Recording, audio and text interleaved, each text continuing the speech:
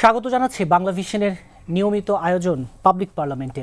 সাথে আছে তাইমুর রশিদ। আমার সাথে আজকে আলোচনার জন্য স্টুডিওতে উপস্থিত আছেন চারজন অতিথি। আমার হাতে ডানে আছেন বিএনপি চেয়ারপারসনের উপদেষ্টা ও সাবেক সংসদ সদস্য হারুনুর রশিদ, আছেন জাতীয় সমাজতান্ত্রিক দল জেএসডির সাধারণ সম্পাদক শহীদুদ্দিন মাহমুদ স্বপন।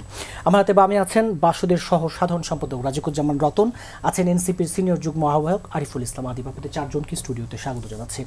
দর্শক, আমাদের আজকের পাবলিক পার্লামেন্টের বিষয় জুলাই সনদের বাস্তবায়ন ও নির্বাচনী আয়োজন।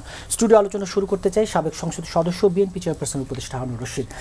এই যে জুলাই সনদের বাস্তবায়ন, জাতীয় ঐকমত্য কমিশনের শেষ বৈঠক আজকে অনুষ্ঠিত হয়েছে মঙ্গলবার দুপুর 12টায়। উপদেষ্টা পরিষদের সদস্যদের উপস্থিতিতে জুলাই জাতীয় সনদ বাস্তবায়নের উপায় সম্পর্কিত সুপারিশ আনুষ্ঠানিকভাবে হস্তান্তর করা হবে। এই যে একটা দীর্ঘ পথ পরিক্রমার মধ্য দিয়ে এই যে জুলাই সনদটি সই মানে যে প্রস্তাবটি সম্পর্কিত সুপারিশ যে আনুষ্ঠানিক হস্তান্তর করা হচ্ছে, এই যে একটা দীর্ঘ সময় এবং দেখলাম রাজনৈতিক দলগুলোর মাঝে একমত হতে বেশ টানাপোড়েনই গেছে, সেই জায়গায় দাঁড়িয়ে আসলে কালকে যেই সুপারিশ বা যাই উপস্থাপন করা হোক না কেন, দিন শেষে জুলাই সনদটা কতটা টেকসই হবে আসলে? ধন্যবাদ আজকের বাংলা ভিশনের পাবলিক পার্লামেন্ট আয়োজন আমাকে আমন্ত্রণ জানানোর জন্য। এখানে আজকের সহ আলোচক অতিথিবৃন্দ এবং বাংলা ভিশনের দেশ বিদেশের দর্শক সকলকে জানাচ্ছি শুভেচ্ছা। অত্যন্ত গুরুত্বপূর্ণ জুলাই সনদের বাস্তবায়ন এবং নির্বাচন, দুটি খুবই গুরুত্বপূর্ণ বিষয়।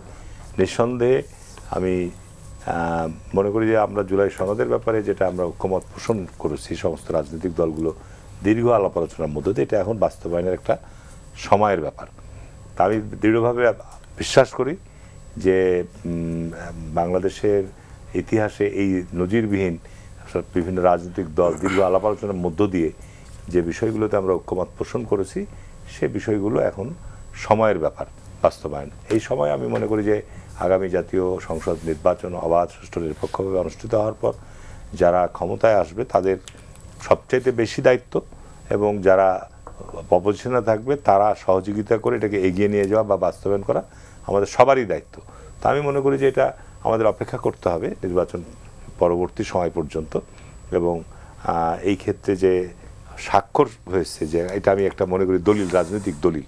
বাংলাদেশের ইতিহাসে রাষ্ট্র কাঠামো পরিবর্তন বা রাষ্ট্রের সাংবিধানিক প্রতিষ্ঠান সহ সামগ্রিক যে পরিবর্তনের যে রূপরেখা জুলাই সনদের মধ্যে আমরা অঙ্গীকারবদ্ধ হয়েছি, রাজনৈতিক দলগুলো বলবো স্বাক্ষর হওয়া মানে এটা অঙ্গীকারবদ্ধ হওয়া। সুতরাং এখান থেকে কাউরি সরে আসা বা এখান থেকে পিছিয়ে যাওয়ার কোনো সুযোগ নাই। এইগুলোকে আমাদেরকে বিভিন্নভাবে যে সাংবিধানিক প্রশ্ন আছে সেগুলো সংবিধান সংশোধনের মাধ্যমে সংবিধানে অন্তর্ভুক্ত হবে, আর যেগুলো আপনার সরকার পরিচালনার মধ্য দিয়ে অর্ডিন্যান্স কি বলার নাম পরিপত্র জারি করে বা সরকারি সিদ্ধান্তের মধ্য দিয়ে বাস্তবায়ন দরকার, সেগুলো আমরা সেভাবে অগ্রসর হব। বলছিলেন সব দলগুলো, এই যে এনসিপি এখনো সই করেনি, গণভোট কবে হবে, ভিত্তি কি হবে, এখন এনসিপি স্বাক্ষর করেন, এনসিপি এখনো আলোচনায় আছে, তারা আলোচনা করছে।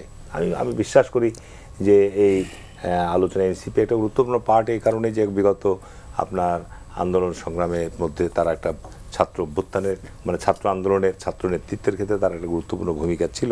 আমি মনে করি জাতীয় স্বার্থেই যেহেতু আলাপ আলোচনায় তারা একটা গুরুত্বপূর্ণ ভূমিকায় ছিল, তারা এটার ক্ষেত্রে স্বাক্ষর করবে বলে আমি দৃঢ়ভাবে বিশ্বাস করি। এখানে একটা চাপের মধ্যে হয়তো সরকারকে রাখছে, কিছু বিষয় আছে সরকারের কাছে, সেই চাপের মধ্যে হয়তো রাখতে পারে। আমার যেটা অনুমান করে বলছি, এটা আমার বলার সঠিক হচ্ছে কিনা বলতে পারবো না। আর আরেকটা কি বিষয় বললেন, যে বিষয়গুলো গণভোট কবে হবে, ভিত্তি কি হবে? আচ্ছা, গণভোট বলেন, নির্বাচন বলেন, এই সরকারের মেয়াদ বলেন, সমস্ত কিছুই। তার কারণ বর্তমান সরকারের এই সময়কাল এবং নির্বাচন, গণভোট, আমি একটা ব্যক্তিগতভাবে যেটা আমার অভিমত যে আপনার গণভোট কেউ কেউ বলছে নভেম্বরই হওয়া দরকার, ডিসেম্বরই হওয়া দরকার।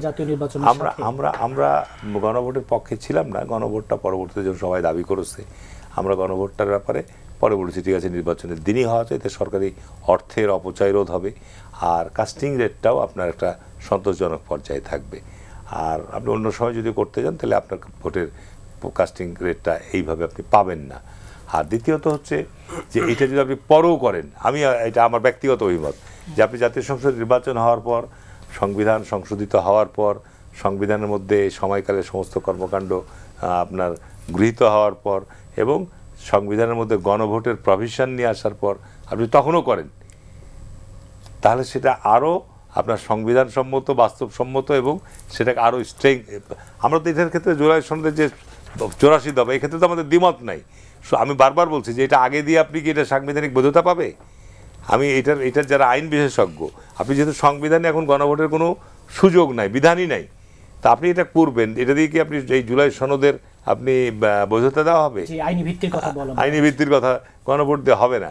তারপরে আপনাকে সংবিধানে যখন আমি গণভোট, আমার ব্যক্তিগত অভিমত যে গণভোটের প্রভিশন ছিল অতীতে গণভোটের প্রভিশন ছিল বিধায় আপনার মানে 72-এর সংবিধানে বিধায় আপনার অতীতে 3টা গণভোট অনুষ্ঠিত হয়েছে ওই গণভোটের আপনার বিধান অনুযায়ী, যে অনেক গুরুত্বপূর্ণ ইস্যু নিয়ে।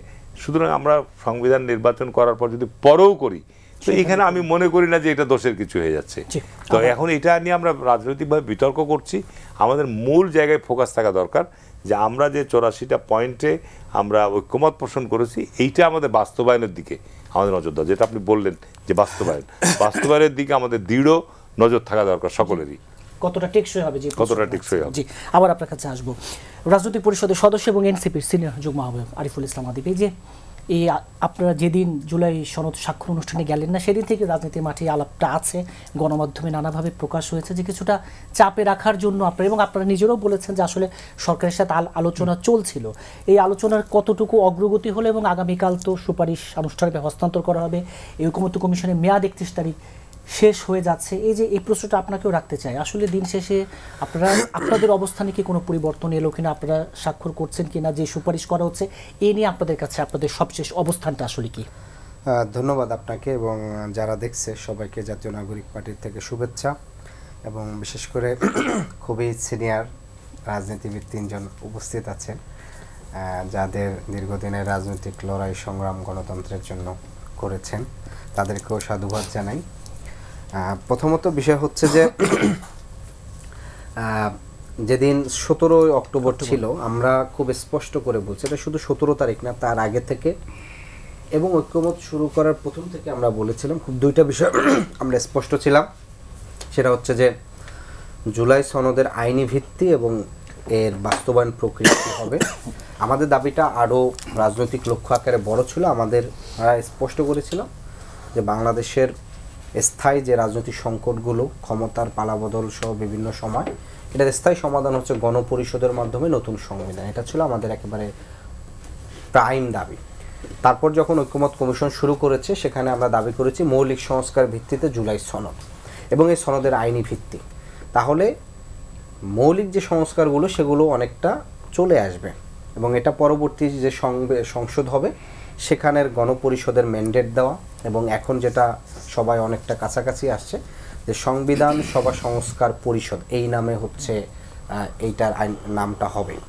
তো দেখেন এই জায়গাটা কিন্তু আমাদের খুব নৈতিকভাবে অবস্থান ছিল এবং এই পথে আমরা দৃঢ় ছিলাম, এবং সেখানে আমরা 3টা দাবি তুলছিলাম যে জুলাই সনদ বাস্তবায়ন আদেশ কে জারি করবেন এবং এই আদেশের টেক্সটটা কি থাকবে, নোট অফ ডিসেন্টের ফয়সালাটা কিভাবে হবে, এই দাবিগুলো ছিল। আমি যদি নোট অফ ডিসেন্টের ক্ষেত্রে বলি, জাস্ট একটা জায়গায় শুধু খুব মেজর মূলত যে জায়গাটা এখানে দ্বিমত তৈরি হচ্ছে, উচ্চকক্ষে পিয়ার হবে কি হবে না, এটা কোন অনুপাতে হবে। আমরা সর্বশেষ আমি আজকে নিউজে যেটা দেখলাম যে প্রায় 25টি দলই কিন্তু একেবারে উচ্চকক্ষে পিয়ারের বিষয়ে একমত, শুধুমাত্র বিএনপি এবং এনডিএম এই বিষয়ে দ্বিমত পোষণ করছে, নোট অফ ডিসেন্ট দিয়ে রাখছে। এটার সমাধানটা আসলে কি হবে, এটার কিন্তু এখন পর্যন্ত কোনো এক্স্যাক্ট রূপরেখা আমাদের দেয়নি। এখন যেটা বলছে যে জুলাই সনদ একটা আগে বাস্তবায়ন আদেশ জারি হবে এবং এই আদেশটা বৈধ কি, মানুষ সমর্থন করে কি করে না, এবং জুলাই সনদ যে প্রস্তাবনা দিছে এটা সমর্থন করে পক্ষে কিনা, এইটার উপর একটা গণভোট হবে।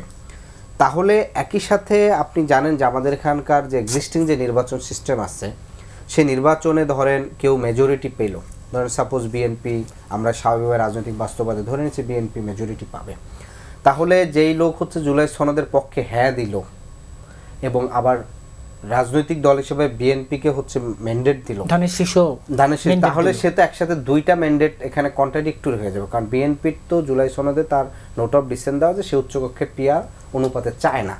তাহলে এখানে মূল জায়গাটা আছে সলিউশনটা কি হবে, এটা কিন্তু একটা সংকট ধরেন কোনো একটা কারণ। আর যদি ইনকেস কোনো কারণে অন্য কিছু ঘটে সেটার হিসাব আলাদা। তাহলে বিএনপির যারা ভোট দিতে আসবে তারা তাহলে জুলাই সনদে হ্যাঁ দিবে না না দিবে, এটার কিন্তু একটা সমাধানটা কিন্তু এখনো হয়নি। ফলে আমরা বারবার বলেছিলাম যে তাহলে এটার সমাধান একটা, তাহলে এইটা কি শুধু গণভোটে পাঠানো যায় কিনা, এটারও একটা প্রস্তাব ছিল, এটা জামাত চমনে কয়েকটা দলও করেছিল যে উচ্চকক্ষ পিআর হবে কি হবে না এটা জনগণের কাছে ফয়সালা হয়ে আসুক, যে জনগণ গণভোটে এটার সমাধান দিক। কারণ আপনি সবগুলো দল এমন অধিক মানে সংস্কারের বিষয়ে একমত হয়েছে যেটা সংবিধানের বেসিক স্ট্রাকচার ভায়োলেট করে। আপনি এই বেসিক স্ট্রাকচার আপনি সবাই শুধু স্বাক্ষর করলেই আসলে এটার আপনি বাস্তবায়ন এক্সিকিউট করতে পারবে না, কারণ পরবর্তীতে সংবিধানের বেসিক স্ট্রাকচারের সাথে যেই বিষয়গুলো, কারণ আপনার এই সংবিধান আপনি শুধু একটা কক্ষ, আপনি সেখানে দ্বিকক্ষ আনতেছেন, আবার দ্বিকক্ষে পিআরের ভিত্তিতে করতেছেন, প্রধানমন্ত্রী থাকাকালীন দলের সাথে থাকবে না সেই বিষয়ে আপনি একমত হচ্ছেন, রাষ্ট্রপতির ক্ষমতা আপনি এখানে বাড়াচ্ছেন, রাষ্ট্রপতি নির্বাচন প্রক্রিয়ার ক্ষেত্রে আগে ছিল ওপেন ভোট, এখন আপনার উভয় কক্ষের গোপন ব্যালটে হচ্ছে তারা হচ্ছে এখানে রাষ্ট্রপতিকে নির্বাচিত করতেছে। সাংবিধানিক বেশ কয়েকটা প্রতিষ্ঠানের প্রধান নিয়োগের ক্ষেত্রে একটা সংবিধিবদ্ধ কমিটি করা হচ্ছে। এই যে বেসিক যে পরিবর্তনগুলা, সেই পরিবর্তনের অনেকাংশ ক্ষেত্রে কিন্তু সংবিধান বেসিক স্ট্রাকচারের সাথে সাংঘর্ষিক হচ্ছে। তাহলে এটা সমাধানটা কি? এটা সমাধানটা হচ্ছে ন্যূনতম পক্ষে সবচেয়ে বেটার হচ্ছে যে গণপরিষদ নির্বাচনের মাধ্যমে এটা হচ্ছে সর্বোচ্চ। যদি সেটা না হয় তাহলে আপনি গণভোটের মাধ্যমে দিলে তখন দেখা যাচ্ছে যে কি আদালত অনেক সময় গণভোটের যেহেতু একটা রায়, এটা সরাসরি একটা ম্যান্ডেট জনগণের ভোটের মাধ্যমে, সেই ম্যান্ডেটের সাথে অনেক সময় সাংঘর্ষিক অবস্থানে যাবে না।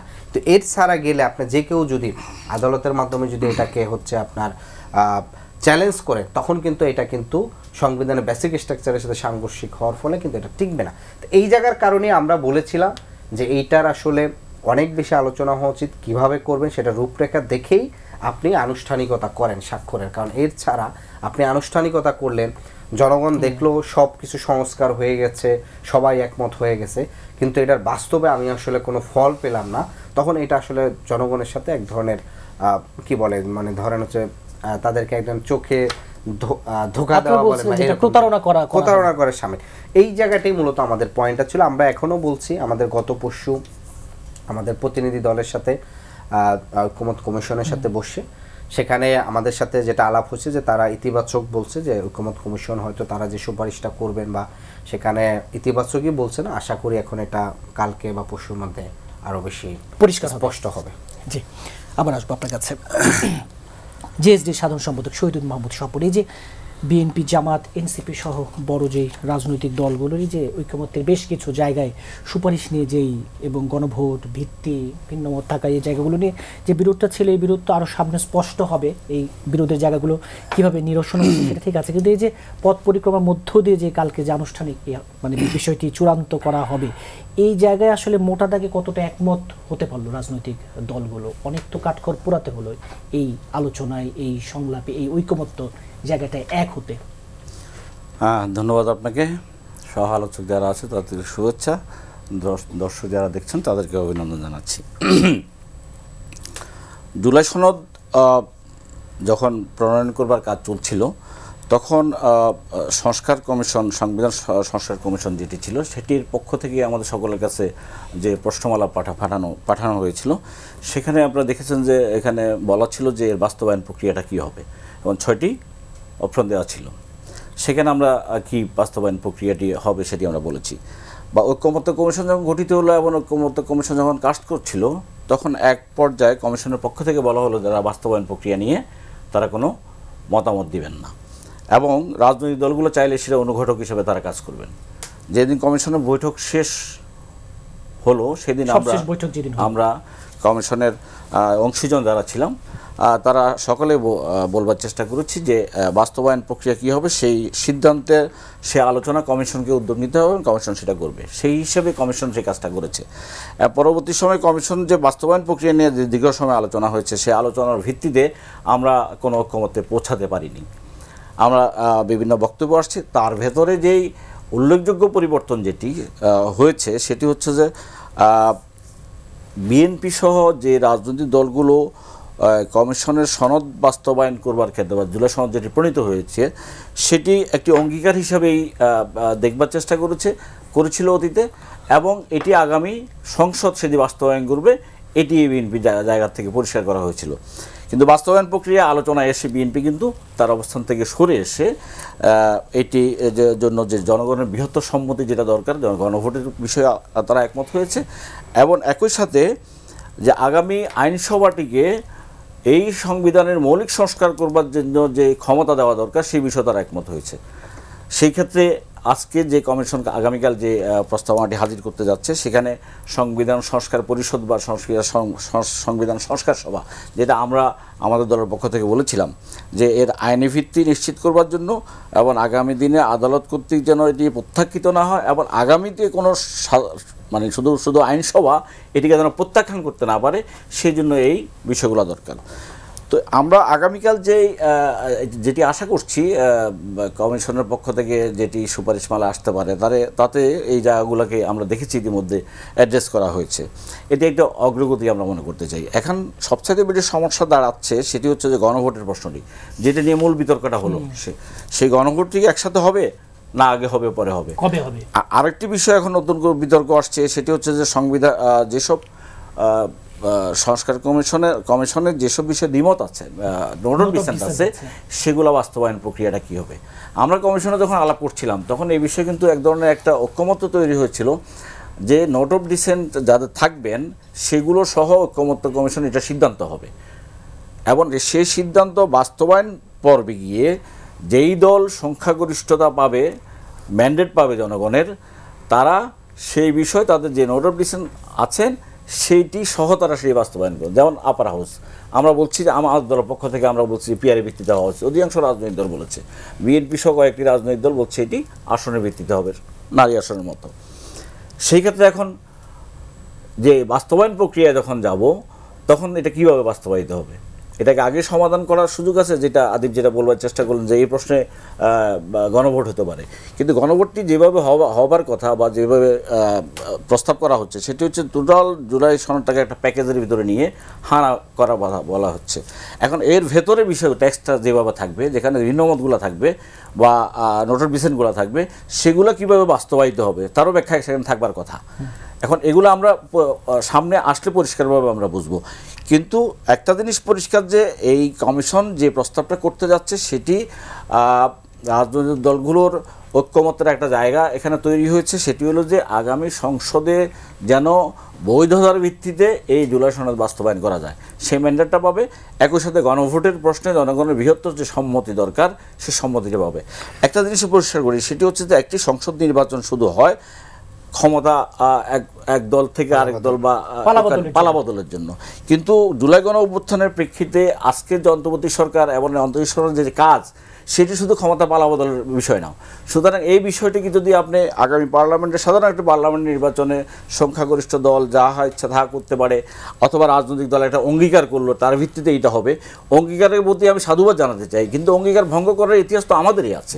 সুতরাং এই জায়গাটাকে আমরা আরও টেকসই করবার জন্য বলেছি যে এই আইনি ভিত্তি এবং আগামী সংসদের সেই ক্ষমতা নিশ্চিত করা দরকার, যাতে করে ভবিষ্যতে এই বিষয়ে কোনো প্রশ্ন উত্থাপনিত না হয় এবং কোনো চ্যালেঞ্জ তৈরি না হয়। জি, আবার আপনার কাছে আসবো।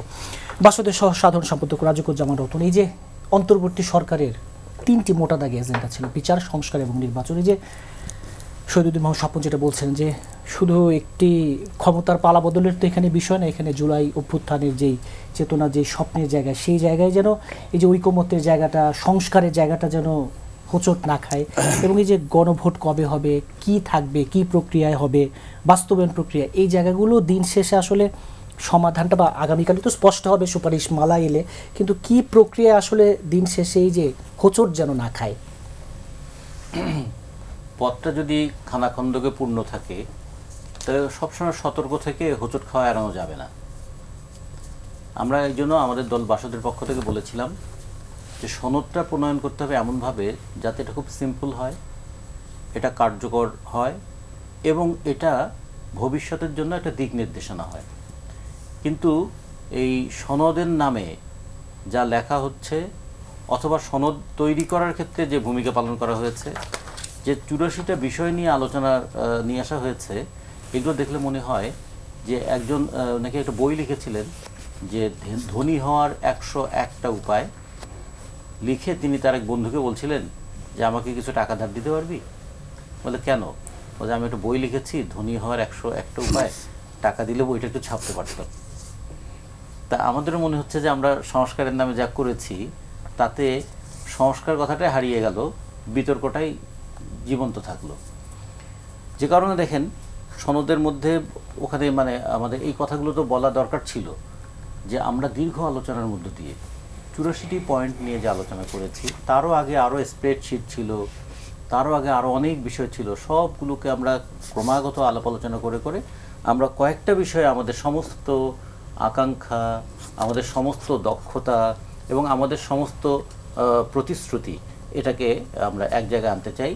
আকাঙ্ক্ষা একটা বৈষম্যহীন গণতান্ত্রিক বাংলাদেশের, আমাদের দক্ষতা ছিল সমস্ত বিতর্কগুলো নিয়ে, বিতর্ক যারা করছেন সেই সমস্ত রাজনৈতিক দলগুলো একসঙ্গে বসাতে পেরেছিলাম, এবং আমাদের প্রতিশ্রুতি হচ্ছে আমরা এর মধ্য দিয়ে এমন একটা জিনিস তৈরি করলাম যা শুধু আমাদের ভবিষ্যতের পথ দেখাবে তা না, অতীতকেও বারবার মনে করিয়ে দেবে যদি জনগণের বিপক্ষে যায় কেউ তাহলে তাদের কি পরিণতিটা তাদের ভোগ করতে হয়। এই কথাগুলো বলার জন্য কি কি বিষয় ছিল? আচ্ছা, সংবিধানে লিখে কোনো কিছুকে রক্ষা করা গেছে? সংবিধানে তো লেখা ছিল 7 ক এবং খ যে কোনো অসাংবিধানিক প্রক্রিয়ায় ক্ষমতা যাওয়া যাবে না। অভ্যুত্থান ঠেকানো গেছে? আইন তো করা হয়েছিল যে শেখ হাসিনার পরিবারবর্গের সুরক্ষার জন্য, সুরক্ষা পেলেন? পালিয়ে তো যেতে হলো। তাহলে মূল বিষয়টা হচ্ছে কমিটমেন্ট। কমিটমেন্ট সেটা হচ্ছে পলিটিক্যাল কমিটমেন্ট। এটা শুধু not written in paper but it should be in practice. হ্যাঁ, এই প্র্যাকটিসের মধ্যে আমরা কী জিনিস দেখছি? প্র্যাকটিসের মধ্যে তো আমরা জোর জবরদস্তির দিকটা দেখছি, এইটা করতেই হবে, অথবা এটা না করলে এটা হবে না। তাহলে কি দাঁড়ালো? তাহলে তখন কি করতে হয়? একটা ল অফ সেগ্রিগেশন আছে না? ঠিক আছে, এটাতে যখন চূড়ান্ত বিরোধ হচ্ছে এটা তাহলে আমরা একটু পরে বাস্তবায়ন করি, যে বিষয়টা একমত হওয়া যায় সেটা আগে নিয়ে আসি। এগুলো তো প্রক্রিয়া ছিল। যে বিষয়টাতে সবাই একমত হয়ে গেছে সেটা কি? যে নির্বাচন আর দলীয় ভিত্তিতে হবে না, নির্বাচন হবে তত্ত্বাবধায়ক সরকারের ভিত্তিতে। একমত হয়ে গেছি আমরা সবাই। আর তত্ত্বাবধায়ক সরকারের বিধান তো সংবিধানের আইন। তাহলে কি করতে হবে? তাহলে আমাদের একটা কমিটমেন্ট বা এগ্রিমেন্ট করতে হবে যে নির্বাচনের মধ্য দিয়ে যারাই ক্ষমতায় যাবেন তারা পার্লামেন্টে প্রথম অধিবেশনেই তারা এই বিধানটাকে আবার যুক্ত করবে। আচ্ছা, অভ্যুত্থান একটা হয়েছে, অভ্যুত্থান তো একটা শক্তি পরীক্ষা হয়েছে। একদিকে শাসকদের সর্বোচ্চ শক্তি প্রয়োগ করেছে তারা, প্রশাসনিক, পুলিশ, আর একদিকে জনগণ প্রতিরোধের একটা সর্বোচ্চ শক্তি প্রয়োগ করেছে। ফলে সেই অভ্যুত্থান তো কোনো আইন মেনে হয়নি। তাহলে অভ্যুত্থানের পরের যে সরকার, তার একটা আইনি ভিত্তি দিতে হবে না, আইনি স্বীকৃতি দিতে হবে না? এই ক্ষেত্রে আমাদের কমিটমেন্ট কি? আমরা সবাই ক্ষমতায় গেলে 7 ক এবং খ এটাকে আমরা বাতিল করে দেব। তারপর আবার কি? সরকার পরিচালনার ক্ষেত্রে যেন কখনো কখনো পরিবার ভিত্তি, পারিবারিক মানে সংস্কৃতি যেটা তৈরি হয়েছে, সেটা ব্যাংকের এমডি হওয়া থেকে শুরু করে রাষ্ট্রের প্রধানমন্ত্রী, এমনকি from peon to prime minister, সব জায়গায় এক ধরনের বংশলতিকে অনুসরণ করার একটা কালচার তৈরি হয়েছে। এইটা বাদ দিতে চেয়েছি আমরা। আমরা বললাম যে ঠিক আছে, তাহলে দুইবারের বেশি কেউ হতে পারবে না। এটা হলো প্র্যাকটিসের দিক থেকে। তাহলে এই যে কিছু বিষয়গুলো আলোচনায় এলো, সেই বিষয় নিয়ে আমাদের থাকা দরকার ছিল, কিন্তু আমরা তখন কয়েকটা বিষয় নিয়ে এলাম যে এই সংবিধানকে রাখবো কি রাখবো না। তো প্রশ্ন উঠলো, আচ্ছা আপনি তো এই সংবিধান ছুঁয়ে শপথ নিয়েছেন, তা সংবিধান ছুঁয়ে শপথ নিয়ে সংবিধান পরিবর্তন করা যায়? যায় না তো, এটা তো কমিটমেন্টের প্রশ্ন। আচ্ছা, যদি আমরা গণভোটের মাধ্যমে সংবিধান পরিবর্তনের কথা বলি, এটা কি আইনি ভিত্তি পাবে? এটা আইনে টিকবে? গণভোট হচ্ছে গণসম্মতি, তাহলে এটা তো একটা সম্মতির ব্যাপার। কিন্তু সংবিধান সংশোধন করতে গেলে সেটা তো সংবিধান সংসদেই সেটা করতে হবে। আর একটা বিষয় কি, সমস্ত কিছুকে বাতিল করে দিয়ে একদম সংবিধান স্থগিত, এই সংবিধান আর কোনো কাজে লাগবে না, এক নতুন ফর্মের একটা গভর্নমেন্ট হবে, সমস্ত কিছুকে বাতিল করে দিয়ে আসেন আমরা নতুন করে শুরু করি, সেটা কি এখন করা যাবে? তো ফলে এগুলো যেটা করা যাবে না সেই বিষয়টা নিয়ে আমরা কেন জেদটা করতে যাব? যে কারণে আমরা বাসদের পক্ষ থেকে বললাম, আমাদের অন্তত এতদিন আলোচনা করলাম, সব বিষয়ে আমরা অনেক বিষয় বুঝলাম, বুঝালাম, সম্মতি দিলাম, দিয়ে শেষে যখন অঙ্গীকার নামায় দেখলাম যে 1 নম্বর কথায় লেখা আছে এই সনদ পরিপূর্ণভাবে বাস্তবায়ন করা হবে। তার বললাম যে আলোচনা করলাম কি? আলোচনা ছিল দ্বিমতের কথা, আলোচনা ছিল ভিন্ন মতের কথা, আলোচনা ছিল নোট অফ ডিসেন্টের কথা, তাহলে সবই বাতিল হয়ে গেল। তাহলে আমি এই যে 7 খণ্ড রামায়ণ পড়ে বলতেছি সীতাকার বাপ, তো এই তাহলে কী দাঁড়ালো? যে আমি এত কিছু করার পরে এত নোট অফ ডিসেন্ট থাকলো, সবগুলোকে কিভাবে এলিমিনেট করে যে বিষয়ে একমত হয়েছি সেটার নামই দিয়েছি জাতীয় ঐক্যমত্য কমিশন। তাহলে ঐক্যমতের জায়গাগুলো অ্যাকসেপ্ট করি, এটা হলো। তারপরে কি বলো যে এগুলো নিয়ে কোনো আমরা ইয়ে করবো না, আইনি প্রশ্ন তোলা যাবে না। আমরা বলি আমরা আমাদের বর্তমান দিয়ে কি ভবিষ্যতের পথটা রুদ্ধ করে দেব? ভবিষ্যতের পথ ইন্ডেমনিটি তো শেখ হাসিনাও চেয়েছিল, ইন্ডেমনিটি তো শেখ হাসিনা কতগুলো জায়গায় তৈরি করেছিল। তার ফলে আমরা বলেছিলাম, এই কারণে আমরা অ্যাবস্টেইন করলাম নিজেদেরকে, যে আমরা আলোচনায় অনেক বিষয় যে বিষয়ে একমত আছি এটা আমাদের পলিটিক্যাল কমিটমেন্ট, এটা আমি একমত থাকবো, কিন্তু অঙ্গীকার নামায় এই অঙ্গীকার নামায় স্বাক্ষর করা মানে হলো আমি কিন্তু আমার প্রতিশ্রুতির সঙ্গে ভবিষ্যতে প্রতারণা করব, তার পথটা উন্মুক্ত করে রেখে দিলাম। রাজ্জাকুজ্জামান রতন, এই মন্তব্যটার যদি একটু জবাব জানতে, যে সংস্কারের নামে যা করেছি সংস্কারটা আসলে দিন শেষে হারিয়ে গেল, বিতর্কটা রয়ে গেল। হ্যাঁ, এটা রতন ভাই আপনার আলোচনার ছন্দের মাধ্যমে উপস্থাপন করেছে, কিন্তু আমি সেই পর্যায়ে যেতে চাই না। আমার সুস্পষ্ট যেটা বক্তব্য, যে আমাদের মধ্যে যে অনাস্থার বিষয়টি দীর্ঘ 50 বছর বিদ্যমান, রাজনৈতিক দলসমূহের মধ্যে আস্থা অনাস্থার যে কারণে আমরা আমাদের জাতীয় সিদ্ধান্তের ক্ষেত্রে একমত হতে পারিনি। এখন তো ধরেন যে জুলাই আগস্ট আন্দোলনের সাথে আমরা যারা সম্পৃক্ত ছিলাম তারা মিলিত আপনার এই জুলাই সনদ তৈরি করেছি। তো সুতরাং এই অনাস্থাটা আমাদের মনের মধ্যে রাখাটা ঠিক হবে না। আমাদের এখন সর্বপ্রথম যেটা প্রথম দায়িত্বই হচ্ছে যে দেশকে যে গত 1 যুগ 2 যুগ একটা গণতান্ত্রিক প্রতিষ্ঠানগুলোকে ধ্বংস করে দেওয়া হয়েছে, গণতান্ত্রিক ব্যবস্থা ধ্বংস করা হয়েছে। সুতরাং আপনাকে একটা দেশকে গণতন্ত্রের উত্তরণের দিকে আমাকে দেশকে নিয়ে যেতে হবে। আপনার শুধু জাতীয় নির্বাচন না, পাশাপাশি স্থানীয় নির্বাচনগুলোও, সিটি কর্পোরেশন বলেন, পৌরসভা বলেন, ইউনিয়ন পরিষদ বলেন, এই জায়গাগুলোকে কিন্তু আপনার একটা অবাধ স্বচ্ছ নির্বাচনের মধ্য দিয়ে যে দীর্ঘদিনের মানুষের আকাঙ্ক্ষা যে এখানে পেশি শক্তিমুক্ত বা জনগণের পছন্দনীয় ব্যক্তিদেরকে নির্বাচিত করে নিয়ে আসার, এই জায়গাটা আমাকে তৈরি করতে হবে। এখানে তো আপনার বিভিন্নভাবে যারা মাঠ পর্যায়ে বিভিন্ন ব্যক্তিরা আসবে নির্বাচিত। আর জুলাই সনদের ক্ষেত্রে এটা আমরা যেহেতু দীর্ঘ আলোচনার মধ্যে আমরা রাজনৈতিক দলসমূহ স্বাক্ষর করছি এবং এখানে বিএনপি বড় দল ধরে নিচ্ছে যে বিএনপি আগামী দিনে রাষ্ট্রীয় ক্ষমতা, এটা বাস্তবায়নের জন্য বিএনপির উপর কিন্তু সবচেয়ে বেশি দায়িত্ব এবং চাপও পড়বে। সুতরাং এই ক্ষেত্রে আপনাকে ধৈর্য ধরতে হবে। আপনি যদি এখন মনে করেন অন্তর্বর্তীকালীন সরকারকে দিয়েই আমি সব কিছু আদায় করে নেব, এইটি আপনার মনে হয় যে সঠিক হচ্ছে না। কিন্তু অনেকেই বলতে চান অতীতের যে প্রতিশ্রুতি ভঙ্গের, না, অতীতের প্রতিশ্রুতির সাথে আপনি বর্তমান সময়ের পরিস্থিতি মিলালে হবে না। বাংলাদেশের 50 বছরের ইতিহাসে তো 24শে জুলাই আগস্টের মতো ঘটনা ঘটেনি। 90 তো ছাত্র অভ্যুত্থানের মধ্য দিয়ে এরশাদের পতন ঘটেছে, কিন্তু এইরকম তো আপনার এত প্রাণহানি, এত রক্তপাত, এত কিছুর মধ্য দিয়ে তো আপনার সরকার পালিয়ে যায়নি। তো এরশাদ সাহেবও কিন্তু সরকার পালিয়ে যায়নি।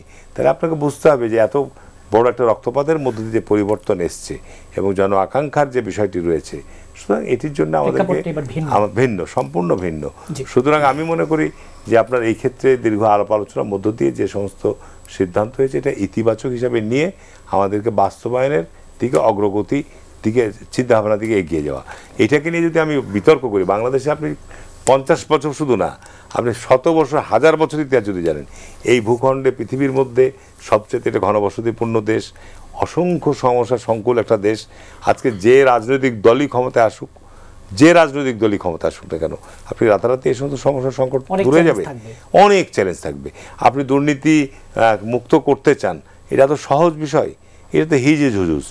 এখানে দুর্নীতি দমন কমিশনকে শক্তিশালী করতে হবে এবং এই ক্ষেত্রে অতীতের যে আমরা দুর্নীতি দমন কমিশনের কর্মকাণ্ড দেখে আসছি, সরকারি দল হলে এক ধরনের আপনার পদক্ষেপ, বিরোধী দল হলে তাদের জন্য এক ধরনের পদক্ষেপ, কিন্তু আইনের সুষম প্রয়োগটা আপনাকে নিশ্চিত করতে হবে সর্বোচ্চ ক্ষেত্রেই। তাহলে আপনি একটা জায়গায় আপনি পৌঁছতে পারবেন। আর আমাদের দেশে তো 50 বছর না, তারও আগেও বারবার আমরা গণতন্ত্রের যাত্রাপথে হোঁচট খেয়েছি। গণতন্ত্রের যাত্রাকে চর্চার মধ্যে আনতে হবে, এতে আপনার অনেক বাধা আসবে, অনেক সংকট আসবে, কিন্তু আপনাকে এই গণতান্ত্রিক যাত্রার পথে আপনাকে আমাদের সমস্ত কিছুকে আলাপ আলোচনার মধ্য দিয়ে এগিয়ে যেতে হবে। এটা যদি আমি করতে পারি তাহলে আমরা এগিয়ে যেতে পারবো। আমি শুরুতে বলছিলাম আজকে আমাদের আলোচনার বিষয় হচ্ছে জুলাই সনদের বাস্তবায়ন ও নির্বাচন আয়োজন। যদি নির্বাচনী আয়োজনের দিকে একটু দৃষ্টি দেই, নির্বাচন কমিশন আজকে ভোট কেন্দ্রগুলো চূড়ান্ত করেছে। আপনারা সবগুলো দলই প্রার্থিতা মনোনয়ন নিয়ে দৌড়ঝাঁপ করছেন। এই জায়গায় আজকে জামাত ইসলামের নায়েবে আমির একটি মন্তব্য আছে যে ত্রয়োদশ সংসদ নির্বাচন সুষ্ঠু না হলে তা বাতিল করা হবে। প্রধান উপদেষ্টার কাছে তিনি এমন ঘোষণা চাইছেন। এটা আমি যে আপনার ওনার কিছু কিছু বক্তব্য অতীতে একবার বলল যে উপদেষ্টা পরিষদের সদস্যদের তাদের কণ্ঠ নাকি তার কাছে রেকর্ড আছে, এটা সময় মতো আমরা প্রকাশ করব। এটা তো উনি ওনার মতো দায়িত্বশীল জায়গা থেকে এই যে দাবিটার কথা বলছেন, এগুলো আসলে মাঠ গরম করা ছাড়া কিচ্ছু না। প্রধান উপদেষ্টার কি ক্ষমতা আছে? আছে। প্রধান নির্বাচন কমিশনারকে আইন অনুযায়ী ক্ষমতা আছে? আপনার তো আরপিওতে আপনি ঘোষণা করেছেন, আরপিওতে সুস্পষ্টভাবে বর্তমান আরপিওতে আপনি ঘোষণা করেছেন যে সমস্ত নির্বাচনী এলাকায় কোনো বিশৃঙ্খলা হবে, গোলযোগ হবে, আপনি সেই নির্বাচনী এলাকার আপনি নির্বাচন স্থগিত করে দিবেন, বাতিল করে দিবেন। আপনি আসেনি তো? হ্যাঁ, তো আপনি এখানে 300 নির্বাচনে যারা যেখানে কোনো শান্তিপূর্ণ নির্বাচন হলো, আপনি উপদেষ্টার কাছে প্রধান ক্ষমতা নাই, তো এই ক্ষমতা আইনি ভাবে ক্ষমতা প্রধান উপদেষ্টার ক্ষমতা নাই, নির্বাচন কমিশনারও নাই। আপনি এখানে 300 আসনকে কোন আইনে? তাহলে আইন করতে হবে আপনাকে। 300 নির্বাচনী এলাকার মধ্যে সে ধরে নিলাম যাবি 30টা বা 40টা বা 50টা সিটে আপনার এরকম ঘটনা ঘটলো, আপনি সেগুলোকে আপনি বন্ধ করে দিতে পারেন। পুনরায় নির্বাচনে পুরো 250 সিটে আপনার সেখানকার জনগণ কি অপরাধ করলো? আপনি সেখানকার নির্বাচন কেন বাতিল করলেন? তাহলে এই ধরনের মন্তব্যগুলো এই ধরনের মন্তব্য আমি এটা তো বলবো যে আপনার একটা দায়িত্বপূর্ণ জায়গা থেকে, একটা দায়িত্বশীল মানে দলের জায়গা থেকে এই ধরনের মন্তব্য আইনসম্মত কিনা সেটা ভেবে চিন্তে করা উচিত। এটা জনগণের মধ্যে না লাগলে বিভ্রান্তি ছড়াবে। এবং নির্বাচন নিয়ে যে আপনারা বলছেন শঙ্কা আছে কিনা, নির্বাচন নিয়ে কোনো সংকট আছে কিনা, এইগুলো মানুষের মধ্যে একটা স্বাভাবিক কারণে প্রশ্ন তৈরি করছে। আমি মনে করি আমাদের মতো দায়িত্বশীল জায়গা থেকে এই ধরনের উদ্ভট কথাবার্তা, আমি উদ্ভটই বলছি, এই ধরনের উদ্ভট কথাবার্তা বলা থেকে আমাদের বিরত থাকতে হবে। জি, আরিফুল ইসলাম আদিব, বলছিলাম যে নির্বাচন আয়োজন, ভোট কিন্তু চূড়ান্ত তালিকা প্রকাশ করেছে নির্বাচন কমিশন, কিন্তু প্রতীক নিয়ে তো একটি জায়গায় আপনারা দুপক্ষই এখন পর্যন্ত আটকে আছেন। নির্বাচন কমিশন বলছে তারা স্ববিবেচনায় প্রতীক দেবে। এই প্রশ্নটা আপনি যতবার এই অনুষ্ঠানে আসেন ততবারই এখন পর্যন্ত করতে হচ্ছে, আজকেও করলাম। এই যে স্ববিবেচনায় প্রতীক দেবে, আপনারা সার্জিস আলম বলেছেন নির্বাচনে যেতে আপনারা অনড়, মানে কোথায় তাহলে আসলে এই যে নির্বাচনে এই টানাপোড়েন নিয়ে গিয়ে শেষমেশ পুরো নির্বাচন প্রক্রিয়া শঙ্কার মধ্যে পড়বে কিনা? ধন্যবাদ আবার আপনাকে। আপনাদের সমস্ত এর আগের শোটায় আমি এটা স্পষ্ট আকারে বলেছিলাম। সে বিষয়টি হচ্ছে যে দেখেন আসলে এখানকার এস্টাবলিশমেন্ট আসলে চায় কি না যে অভ্যুত্থান পরবর্তী যে তরুণদের দল তারা যেভাবে এস্টাবলিশমেন্টের বিভিন্ন অংশকে চ্যালেঞ্জ করছে একের পর এক, সে তাদেরকে কিভাবে নাজেহাল করা যায় বিভিন্ন চ্যালেঞ্জের মধ্যে রেখে, যেমন শেষ মুহূর্তে যেন কোনো রকম যেন ওই আমরা ছোটোবেলায় পরীক্ষার হলে অনেক সময় দেখতাম যে দৌড়ে গিয়ে হচ্ছে আপনার পরীক্ষার হলে বসতে হইতো, কিংবা অ্যাডমিট কার্ড আগের দিন হচ্ছে আপনার শিক্ষকের কাছে জমা থাকতো, নিয়ে আসতে হতো মানে সকালে উঠে। তো এইরকম একটা পরিস্থিতি আসলে নির্বাচন কমিশন তৈরি করতেছে। এবং তাদের আমাদের এখানে আসলে পুরো 54 বছরের রাষ্ট্র ব্যবস্থায় আমরা দেখেছি যে সাংবিধানিক প্রতিষ্ঠানগুলোকে যখন যেই দল ক্ষমতা আসে তাদের মতন করে একেবারে পুরো একটা দলীয় প্রতিষ্ঠানে কিন্তু রূপান্তর করার চেষ্টা ছিল। এবং এটার ফ্যাসিবাদের সময় সেটার হচ্ছে একেবারে সর্বোচ্চ নজির আমরা যেটা দেখেছি। অভ্যুত্থান পরবর্তীতে আমরা সেই জায়গাটা কিন্তু প্রশ্ন তুলেছি যে আপনি দেখেন তারা প্রতীক নিয়ে বলতেছে, আমরা সেই জায়গাটা জানতে চেয়েছি যে নির্বাচন কমিশন তার যে প্রতীকের তালিকা করলো, সে যে প্রতীক বরাদ্দ দিচ্ছে সেটা আসলে কিসের নীতিমালা। আপনি একই সাথে ধরেন আপনি বিভিন্ন যে মার্কাগুলো আছে সে মার্কাগুলো আপনার নিবন্ধন তালিকায় আছে, আবার এর বাহিরে আপনি অনেকগুলো মার্কাকে তালিকাভুক্ত করছেন, সেটা আসলে কিসের ভিত্তিতে করছেন এটার কিন্তু কোনো নীতিমালা নির্বাচন কমিশন দেখাতে পারেনি। আবার সে যে বলছে নিজেদের থেকে প্রতীক দিবে, তারই বিধানের সেখানে 7-এর একটা বিধান আছে, সেখানে আছে যে বিজ্ঞপ্তি যে দিবে বিজ্ঞপ্তিতে লিখতে হবে যে জাতীয় নাগরিক পার্টির আবেদনের 1 নম্বর প্রতীক এই, 2 নম্বর প্রতীক এই, চাহিদা মতে 3 প্রতীকের মধ্যে এই প্রতীক নির্বাচন কমিশন বরাদ্দ দিছে। কারণ আমার আবেদনের মধ্যেতে যে শাপলা যেটা আছে সেটা তো ধরন বা শাপলা যেটা আছে সেটা তো তার তালিকায় নাই, তাহলে তাকে দিলে শাপলা দিয়ে বিজ্ঞপ্তি দিতে হবে, অন্যথায় তিনি অন্য একটি প্রতীক দিলে, কারণ আমার তো আবেদনের মধ্যে নেই। তার যে নির্বাচন কমিশন তো সেটাই বলছে যে এটা আমার তালিকাতেই নেই, আমি দিব কিভাবে? তো এই জায়গাটাই তো আমরা প্রশ্নটা যে তিনি তালিকা কিসের ভিত্তিতে করেন সেই জায়গাটা কিন্তু নির্বাচন কমিশন ব্যাখ্যা করেনি। 2 নম্বর হচ্ছে আমরা যখন বারবার তাদেরকে বলেছি যে আপনারা কেন দিবেন না সেটা ব্যাখ্যা করেন, তিনি সংবাদ সম্মেলনে বলছে সেই ব্যাখ্যাও তিনি করতে চান না। তাহলে একটা সাংবিধানিক প্রতিষ্ঠান, তিনি এটা শুধু এনসিপির প্রতীক পাওয়া না পাওয়ার প্রশ্ন না, পুরো একটা সাংবিধানিক প্রতিষ্ঠান কেউ নীতিমালায় চলতেছে, জনগণের কাছে সে জবাবদিহিতা করছে কিনা, তিনি স্বচ্ছতা রাখতেছে কিনা, সেই বিষয়টি কিন্তু স্পষ্ট আসে। আরেকটা অভিযোগ আমরা সেটা বারবার করে যাচ্ছি, এখনও করতেছি, সেটি হচ্ছে যে বাংলাদেশে যখন নির্বাচন ঘনিয়ে আসে, এই নির্বাচনকে কেন্দ্র করে 3-4টি দুষ্ট চক্রের একটা নেক্সাস তৈরি হয়। সেটা প্রশাসনের ভিতরে থাকা দুর্নীতিবাজ আমলা এবং হচ্ছে অফিসার থেকে শুরু করে লুটেরার ব্যবসায়ী মাফিয়াদের একটা গ্রুপ, এবং একই সাথে প্রতিবেশী রাষ্ট্রের এখানে একটা বড় ধরনের, বিশেষ করে 8 সাল থেকে তো পুরোটা নির্বাচনী ব্যবস্থা তারা হচ্ছে এখানে সরাসরি নগ্ন হস্তক্ষেপ করেছে। বাংলাদেশের স্বাধীনতার পক্ষের দলগুলোকে নির্বাচন থেকে দূরে রাখছে, এমনকি দলগুলোকে ধ্বংস করে দিয়েছে। ফলে সেইটার একটা সিমটমস কি, এই নির্বাচন কমিশন সিমটমস। আপনারা দেখেন 24-এর আগে তারা কোন দলগুলোকে নিবন্ধন দিছে, এখন যে দলগুলো সবচেয়ে বেশি ভাইব্রেন্ট, একটা দলকে তারা তখন নিবন্ধনের জন্য মনোনীতই করে। নিবন্ধন দেওয়া তো পরের কথা, গণ অধিকার বলেন, এবি পার্টি বলেন, নাগরিক ঐক্য, গণসংহতি, প্রত্যেকটা দল অভ্যুত্থান পরবর্তীতে আদালতের মাধ্যমে সুরা হয়ে তারা হচ্ছে নিবন্ধন পেয়েছে। সেখানে আমরা দেখলাম এনসিপির পাশাপাশি তারা এমন একটা দলকে মনোনীত করলো, সেটার কোনো না আছে কর্মসূচি, না আদর্শ, না নেতৃত্ব, মানে কোনো কিছু, মানে একটা বায়বীয় দল বললেও এটা ধরেন খুব বেশি উদাহরণ হবে। তো সেই জায়গা থেকে এটা সে স্পষ্ট করতেছে না। তাহলে এই যে একটা অভ্যুত্থান পরবর্তীতে সাংবিধানিক প্রতিষ্ঠান, তার প্রক্রিয়া, তার নীতি, তার স্বচ্ছতা, নিরপেক্ষতা, সক্ষমতা, সব কিছুই প্রশ্নটা হচ্ছে এইটার সাথে মূলত জড়িত। ফলে এনসিপিকে তার চাহিদা মোতাবেক প্রতীক দেওয়াটা শুধু এনসিপি আর নির্বাচন কমিশনের বিষয় না, এটা একটা ন্যায্যতার প্রশ্ন, এটা একটা নির্বাচন কমিশনের নৈতিকতার প্রশ্ন। এই প্রশ্নের সমাধান মিলবে কিভাবে?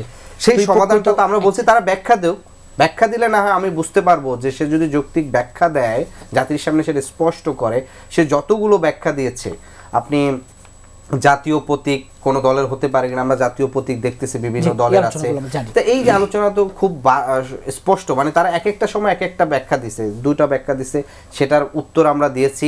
এখন যখন দেখছে যে কোনো ব্যাখ্যা দেওয়া যাচ্ছে না, তখন সে এসে বলতেছে এটা দেওয়া যাবে না। তাহলে কোন অদৃশ্য শক্তির নির্দেশে সে হচ্ছে দিচ্ছে না? বাংলাদেশের নির্বাচনকে কেন্দ্র করে সংস্থাগুলোর ভিতরে কিছু অফিসারদের যে ধরনের উচ্চবিলাসী আকাঙ্ক্ষা, কাকে সংসদে যাবে, কে যেতে পারবে না, কার নমিনেশন কোন প্রক্রিয়ায় বাতিল করবে, এই যে ধরে একটা চক্র চলে, সেটার স্পষ্ট হবে এই নির্বাচন কমিশনকে স্পষ্ট করতে হবে আপনাদের এই অবস্থানের মধ্য দিয়ে। জি, শহীদুদ্দিন মাহমুদ স্বপনে, যে নির্বাচন কমিশন এখন পর্যন্ত যে আয়োজন, ভোট কেন্দ্র চূড়ান্ত, এর আগে ধারাবাহিক সংলাপ চলছে, আইন শৃঙ্খলা বাহিনীর সাথে কিভাবে কত সদস্য সবই ঘোষণা হয়েছে, কিন্তু যে শেষমেশ এনসিপির সাথে প্রতীক নিয়ে যে টানাপোড়েন তৈরি হলো, এবং আদিব বলছিলেন যে ইসির স্বচ্ছতা নিয়ে এক ধরনের প্রশ্ন তোলার জায়গা তৈরি হয়েছে, প্রশ্ন তোলার সুযোগ তৈরি হয়েছে, আপনি কি তাই মনে করেন কিনা? আবারও ধন্যবাদ। আমি এই আলোচনা ফিরে যাওয়ার আগে একটা বিষয় আপনার বা আমার সহ আলোচকদের দৃষ্টি আকর্ষণ করতে চাই। রতন ভাই একটা কথা বলবার চেষ্টা করেছে, সংবিধানের যে সংস্কার বা সংবিধানের গণতান্ত্রিক শাসন ব্যবস্থা তৈরি করবার জন্য আমরা যাই কিছু করি না কেন, সেই সংস্কার বা সেগুলো কিন্তু ফ্যাসিবাদকে ফিরে আসার ক্ষেত্রে কোনো প্রতিবন্ধকতা তৈরি করতে পারে না। যেটা পূর্বের সংবিধানের যে সংস্কার করা হয়েছে, শেখ হাসিনা পালিয়ে যেতে গেলে প্রতিবন্ধকতা তৈরি হয়নি, এটি সত্য। কোনো সংবিধান আমাদের এখানে যে বারবার ফ্যাসিবাদ আমাদের এখানে ফিরে আসে, আমাদের যেটুকু গণতান্ত্রিক বিধিবিধান আছে সেগুলোকে ব্যবহার করে এবং অপব্যবহার করে এখানে ফ্যাসিবাদ ফিরে আসে। কিন্তু তার অর্থে এই নয় যে আমরা যেসব বিষয়গুলোর উপরে দাঁড়িয়ে ফ্যাসিবাদী ব্যবস্থা কায়েম হতে দেখেছি, ব্যক্তির ক্ষমতার ভারসাম্যহীনতা এবং কর্তৃত্ববাদী শাসন তৈরি করবার জন্য যে সমস্ত প্রতিষ্ঠানগুলোকে ব্যবহার করার একছত্র ক্ষমতা আছে, সেগুলোকে রিপেয়ার করবার কোনো উদ্যোগ নেওয়া যাবে না, তা নয়। কিন্তু এটা জাতীয় ঐক্যমত্য কমিশনের সহসভাপতি প্রফেসর আলী রিয়াজ একটা কথা বলেছেন, আপনি দেখেছেন নিশ্চয়, যে সংবিধানে যে সংস্কার হোক না কেন ফ্যাসিবাদ পুনরুত্থান কিন্তু নিশ্চিত করে না। তাহলে প্রশ্ন হচ্ছে যে সংবিধানের গণতান্ত্রিক সংস্কার তো করতেই হবে। আমরা ভালো কিছু করবার জন্য আমাদের যেসব অভিজ্ঞতাগুলো অতীতে আছে সেগুলোকে সংশোধন করবার জন্য আমরা সংস্কারের দাবিটা উত্থাপন করেছি, এবং জুলাই গণঅভ্যুত্থানের মধ্য দিয়ে ফ্যাসিবাদী ব্যবস্থার পরিবর্তন করবার জন্য আমরা একটা পথে হাঁটতে চাই। সেই ক্ষেত্রে এই ফ্যাসিবাদী ব্যবস্থার পরিবর্তন একদিনে শেষ হয়ে যাবে বা একদিনে আমরা তৈরি করে ফেলবো তা নয়। কিন্তু এটি জুলাই সনদকে আমরা ভিত্তি হিসাবে দেখতে চাই, এবং এটি ধাপে ধাপে একটি স্বৈরতান্ত্রিক ব্যবস্থার অবসান করিয়ে এটি গণতান্ত্রিক ব্যবস্থা তৈরি হবে। এখন প্রশ্ন হচ্ছে যে তাহলে সংবিধান যদি এটি সুরক্ষা না দেয়, তাহলে ফ্যাসিবাদ ফিরে আসবার বা মোকাবেলা করার পদ্ধতিটা কি, কোন পদ্ধতিটা এটা হবে? একটি হচ্ছে বাংলাদেশের যে রাজনৈতিক সংস্কৃতি সেটি পরিবর্তন হওয়ার যেমন বিষয় আছে, বাংলাদেশের নির্বাচনী বন্দোবস্ত যেটি 5 বছর পর হওয়ার বিষয়, তার মধ্য দিয়ে যে গণতান্ত্রিক প্রতিষ্ঠান গড়ে ওঠার সম্ভাবনা থাকবার কথা সেটি বারবার প্রতিবন্ধকতা তৈরি হয়েছে। আমরা অতীতে অনেকগুলো ভালো নির্বাচন করবার পরও কিন্তু আমরা সেই নির্বাচনের ধারাবাহিকতায় আমরা এটা নিশ্চিত করতে পারিনি যে 5 বছর পর আমাদের একটি সুষ্ঠু নির্বাচন হবে, যার ইতিহাস আমরা দেখলাম 16 বছর যে একটা ফ্যাসিবাদী শাসন তৈরি হলো। সুতরাং গণতান্ত্রিক প্রক্রিয়াকে যথাযথভাবে এগিয়ে নিতে হলেও আপনার সংবিধানের এই সংস্কারগুলো যে প্রস্তাবগুলো আমরা নিয়ে এসেছি সেগুলো থাকা দরকার। আমি আরেকটা কথা সংযুক্ত করতে চাই, যেটা আমাদের অনেক রাজনৈতিক দল নেতৃত্ব তারা একমত হতে চান না, সেটি হচ্ছে যেটি হারুন ভাই একটু আগে বলছিলেন এই কথাটা, বাংলাদেশের ক্ষমতা কাঠামোর ভেতরে শুধুমাত্র রাজনৈতিক দলের কর্তৃত্ব ছাড়া আর ব্যাপক জনগণের কোনো অংশীদারিত্ব নেই, যেটা আমরা এইভাবে বলি শ্রেণী পেশার মানুষ। বাংলাদেশে একজন কৃষক কিন্তু বাংলাদেশের মালিক এটা বলতে পারে না। বাংলাদেশের পার্লামেন্টের সদস্য হারুন ভাই হবেন, তিনি দেশের মালিক হবেন, অন্য মতো সুট টাই পরা বা আমার মতো বা রতন ভাইয়ের মতো, কিন্তু একজন কৃষক তার ভগ্ন স্বাস্থ্য নিয়ে পার্লামেন্টে কথা বলবেন এটা কিন্তু আমরা কেউ প্রত্যাশা করি না। একজন গার্মেন্টস কর্মী বাংলাদেশের কথা বলবেন এটা কি আমরা প্রত্যাশা করি না। একজন শিক্ষক, একজন বুদ্ধিজীবী, একজন ডাক্তার যে যা সহ পেশায় যিনি কথা বলবার ওই পেশাকে ওই মতকে আপনার শক্তিশালী করবার জন্য কাজ করতে পারেন, সেই মানুষগুলোর আমরা অংশীদারিত্ব দিতে চাই না। আমরা মনে করি এই ফ্যাসিবাদী ব্যবস্থা যদি চূড়ান্তভাবে পরাজিত করতে হয় তাহলে রাজনৈতিক দলের কর্তৃত্বের বাহিরেও রাজনৈতিক দল অবশ্যই ক্ষমতার কর্তৃত্ব করবেন বা ক্ষমতার অংশীজন হবেন।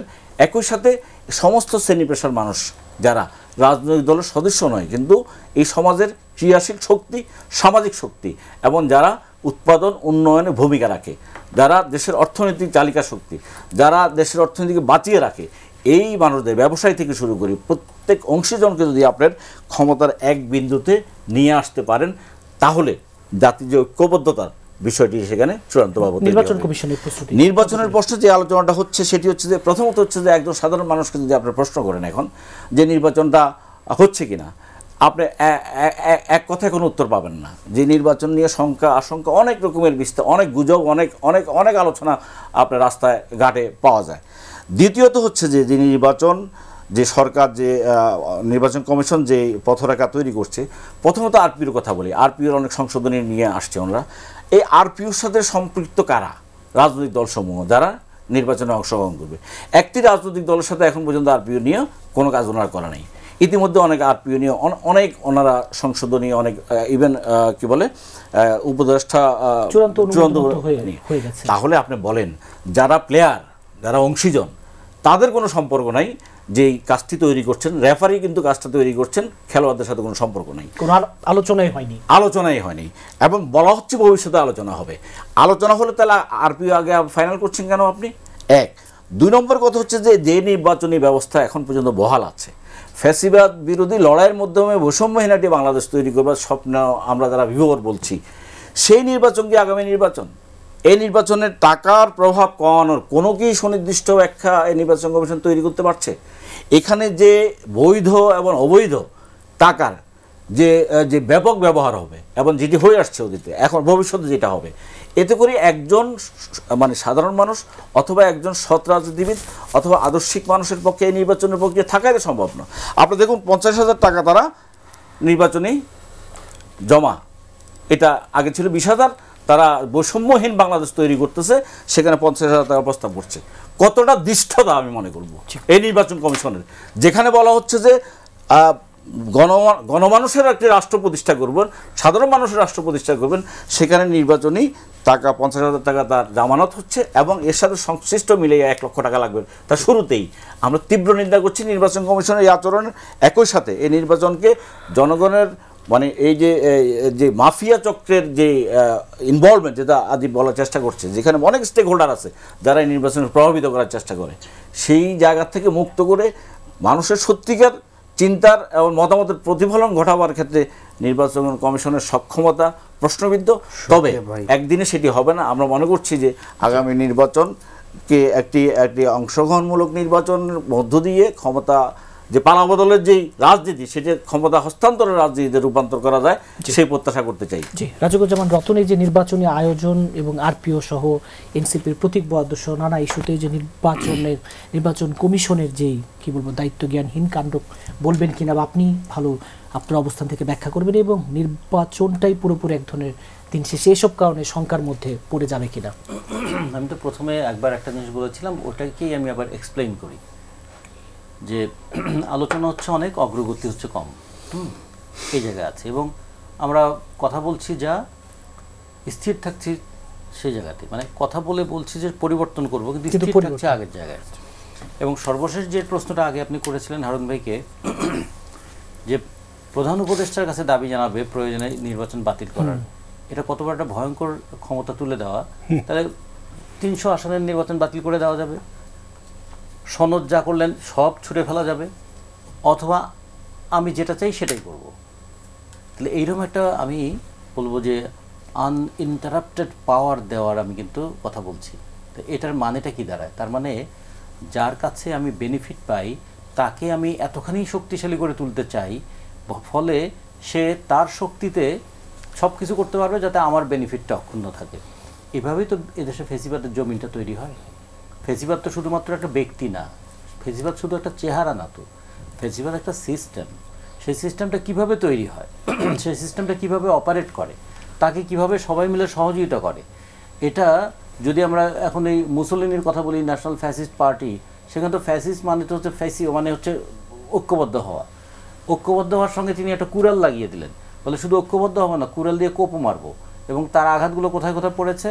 শ্রমিকদের আন্দোলনের উপর পড়েছে, নাগরিকদের আন্দোলনের উপর পড়েছে, গণতান্ত্রিক আন্দোলনের উপর পড়েছে। এই জন্য তো এটাকে আমরা একটা পার্টির নামকে শেষ পর্যন্ত ফ্যাসিস্ট বলা হচ্ছে, কারণ ওইটার মধ্য দিয়ে যে কাজগুলো সে করেছে সমস্ত বিরোধী মতকে চুরমার করে দিয়েছে। এই তো ফ্যাসিজম। ফ্যাসিজমের অনেকগুলো এরকম অংশ লাগে, উপাঙ্গ লাগে, অঙ্গর সঙ্গে উপাঙ্গগুলো যুক্ত করতে হয়। এখন আমরা যদি বলি আরপিওর কথা বলি, অন্যান্য সব কিছু যদি বলি, এই যাবৎকাল আমাদের রাষ্ট্রটা পরিচালনা হয়েছে যারা ফ্যাসিবাদ এনেছে অথবা যারা স্বৈরশাসন এনেছে, তারা দুটো কাজ করেছে। প্রথমে আমাদের কনস্টিটিউশনকে উপেক্ষা করেছে অথবা ছুঁড়ে ফেলেছে, দ্বিতীয়ত আমাদের ইনস্টিটিউশনগুলো ধ্বংস করেছে যাতে কোথাও কোনো জবাবদিহি করতে না হয়। এই কনস্টিটিউশন এবং ইনস্টিটিউশন দুই জায়গাতেই তাদের হাত দিয়ে আজকে অবস্থাটা দাঁড় করেছে। কনস্টিটিউশন তো 17টা সংশোধনী হয়েছে, কতটা গণতন্ত্রের লক্ষ্যে এই সংশোধনীগুলো হয়েছে?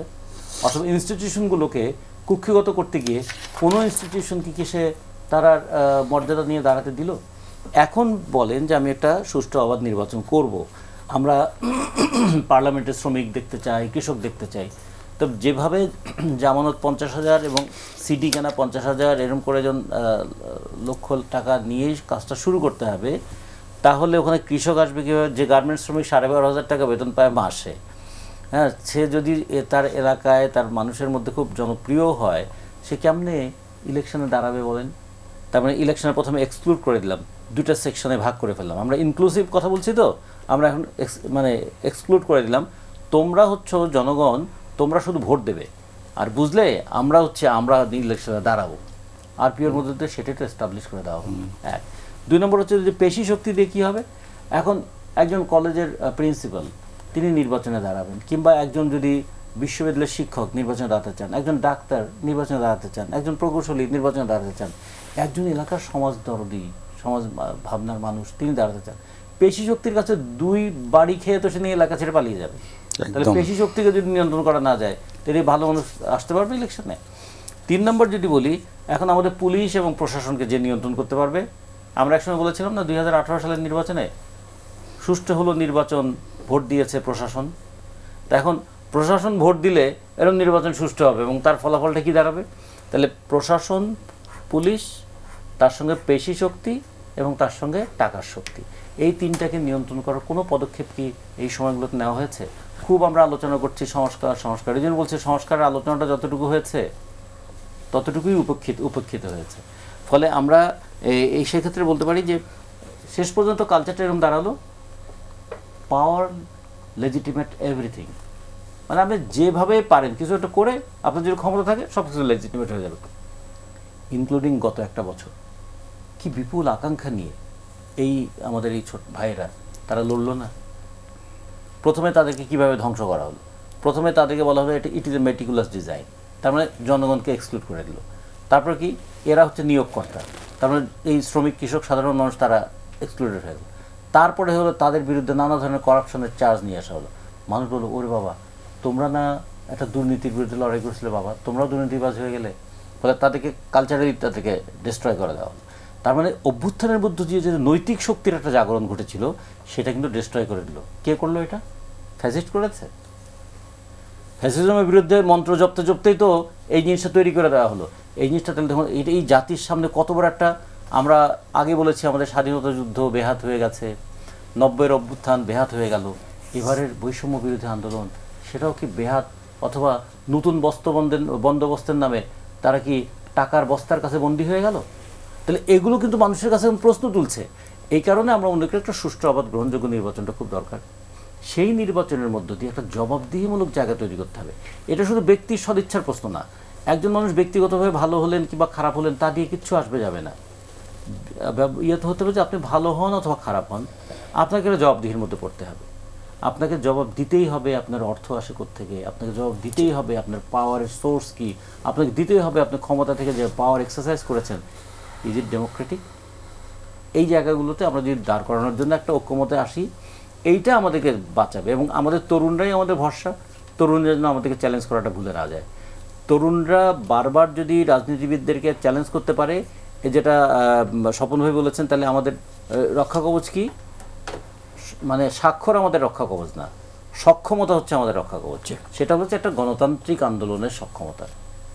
জি, হারুন রশিদ, যে নির্বাচনের কথা বারবার বলছি, জাতীয় নির্বাচনকে সামনে রেখে প্রশাসনিক রদবদল নিয়োগ নিয়ে বিএনপি জামাত আমরা বেশ ক্রমে মুখোমুখি অবস্থান দেখছি। আপনারা বলছেন যে উপদেষ্টারা বেশ কয়েকজন এক পক্ষের কাজ করছেন, তারা বলছে আপনাদের হয়ে কাজ করছেন। এবং গতকাল তো তথ্য সম্প্রচার উপদেষ্টা বলেছেন যে নির্বাচনের আগে রাজনৈতিক দলগুলো সংঘাতের জন্য মুখিয়ে আছে।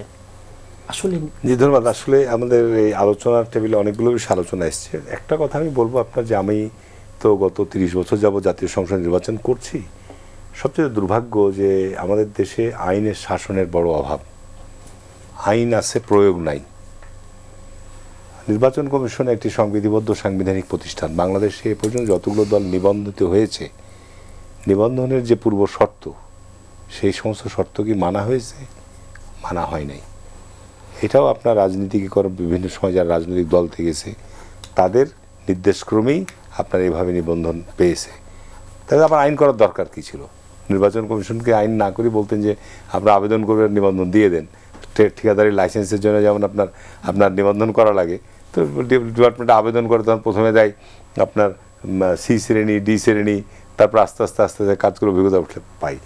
সংবিধান কিন্তু আমাদের দেশে বিদ্যমান বর্তমান সংবিধান চমৎকার। সংবিধান কিন্তু আপনার কর্তৃত্ববাদী শাসক বা ফ্যাসিবাদ তৈরি করে না। সংবিধানের উপেক্ষা, যেটা আমাদের রতন ভাই বলেছে, আপনি সংবিধানকে উপেক্ষা করেছেন। আমাদের সংবিধানে যে মৌলিক অনুচ্ছেদগুলো আছে, বিগত 15 বছর যে শাসক গোষ্ঠী ছিল এই মৌলিক অনুচ্ছেদের ধারে কাছে ছিল। তাহলে এভাবে গুম, বিচারবহির্ভূত হত্যাকাণ্ড, এই লক্ষ লক্ষ মিথ্যা মামলা দিয়ে আপনার বিরোধী দলকে নিশ্চিহ্ন করার যে প্রক্রিয়া, এটা তো সংবিধানের মৌলিক অনুচ্ছেদের মধ্যে সভা সমাবেশ করার যে অধিকার, সংগঠন করার যে অধিকার, স্বাধীনতা দিয়েছেন, সেগুলো ধারে কাছেও ছিল না। অর্থাৎ আপনি যদি মোটা দাগে আলোচনায় যান যে অর্থাৎ এই কর্তৃত্ববাদী বা ফ্যাসিবাদী শাসকরা এটা সংবিধানের আইন তৈরি করে আপনি কর্তৃত্ববাদকে আপনি দমন করতে পারবেন না। কর্তৃত্ববাদ যেভাবে বেড়ে ওঠে, এখানে আমাদের সাংবিধানিক প্রতিষ্ঠানগুলোকে যেভাবে অপব্যবহার করেছে, যার ফলশ্রুতিতে আপনার এভাবে কর্তৃত্ববাদী শাসকদের উত্থান ঘটেছে। আজকে নির্বাচনকে নিয়ে যেটা বলছেন যে আজকে আমি বলবো যে উপদেষ্টা মহোদয়ের এই ধরনের কথাবার্তা বলাটা যৌক্তিক না। নির্বাচনের সময় প্রতিপক্ষরা একে অপরের কথা বলবেই। এবং আজকে দেখেন এখানে নিশ্চয়ই আমি বলবো যে বিএনপিও যেমন বলেছে যে উপদেষ্টাদের মধ্যে খুব বিএনপি কিন্তু ক্যাটাগরিক্যালি বলেছে যে আগামী তফসিলের সময় অন্তর্বর্তীকালীন সরকারকে তত্ত্বাবধায়ক সরকারের রূপরেখা অনুযায়ী কার্যক্রম নিরপেক্ষ ভূমিকা রাখা দরকার। এখন এই অবস্থায় কে জামাত আর কে বিএনপি এই 14 মাস পর এভাবে চিহ্নিত করা আমাদের কাউরই সঠিক হবে না। তাহলে যারা ওই দায়িত্ব পালন করছে তাদেরকে আমরা বিতর্কিত করা হবে। সুতরাং আমাদের লক্ষ্য যেটা থাকবে, নিশ্চয়ই আমি যেটা মনে করব যে এখানে কারোর স্বার্থহানি ঘটেছে, তখন স্বার্থহানি ঘটার কারণে আমরা তাদেরকে এভাবে আপনার কালার করছি। এইখানে আমাদের মূল উদ্দেশ্য লক্ষ্যটাই হতে হবে যে আগামী নির্বাচনে আপনি কারাকে দায়িত্ব দিবেন। সরকারের যদি কোনো অ্যারেঞ্জ নির্বাচনের উদ্দেশ্য না থাকে, অতীতে নির্বাচন বিতর্কিত কারা করেছে? সরকার করেছে। সরকার যেভাবে চেয়েছে মাঠ পর্যায়ের প্রশাসন সেটা বাস্তবায়ন করেছে। সরকার যদি না চাই, আমি আপনাকে দায়িত্ব নিয়ে বলছি যে সমস্ত কারণে নির্বাচন প্রশ্নবিদ্ধ হয়, নির্বাচনের যে সমস্ত বিষয়গুলোর কারণে নির্বাচন আপনার গ্রহণযোগ্যতা পায় না, সে বিষয়গুলো কিন্তু আমরা সবাই জানি। এবং এটা করা হয় কি কারণ নিচের মাঠ পর্যায়ের প্রশাসন, পুলিশ, প্রিজাইডিং অফিসার সকলেই এগুলোর সাথে একটা একত্রিত হয়ে কাজ করে। তো এটা যদি আপনি কোনো এজেন্ট না থাকে, আজকে আইন আছে, আপনি যদি আইনের প্রয়োগটা করেন যে যদি deputy commissioner as a presiding officer, returning officer হিসাবে সে তার জুডিকশনের মধ্যে এই ধরনের অপরাধ করে তার বিরুদ্ধে শাস্তিমূলক আইনের প্রয়োগ করা হবে। একটা সেন্টারে যদি আপনার এই ধরনের অনিয়মের ঘটনা আপনার সংঘটিত হয়, তাদের বিরুদ্ধে, তারা তো সবাই কর্মকর্তা, সরকারি বেসরকারি পর্যায়ের ব্যক্তিরাই কিন্তু দায়িত্ব পালন করে, তাদের বিরুদ্ধে আইন আছে, আইনের প্রয়োগ করেন, সেই ঘোষণা দেন আপনি যে হ্যাঁ এই ধরনের নির্বাচনের ক্ষেত্রে নির্বাচন কমিশন পরিষ্কার বলে দিবে যে তাদেরকে একেবারে স্টেট ফায়ার করে দেবো, তাদেরকে চাকরিচ্যুত করে দেবো, এদেরকে কোনো সরকার চাকরি দিতে পারবে না।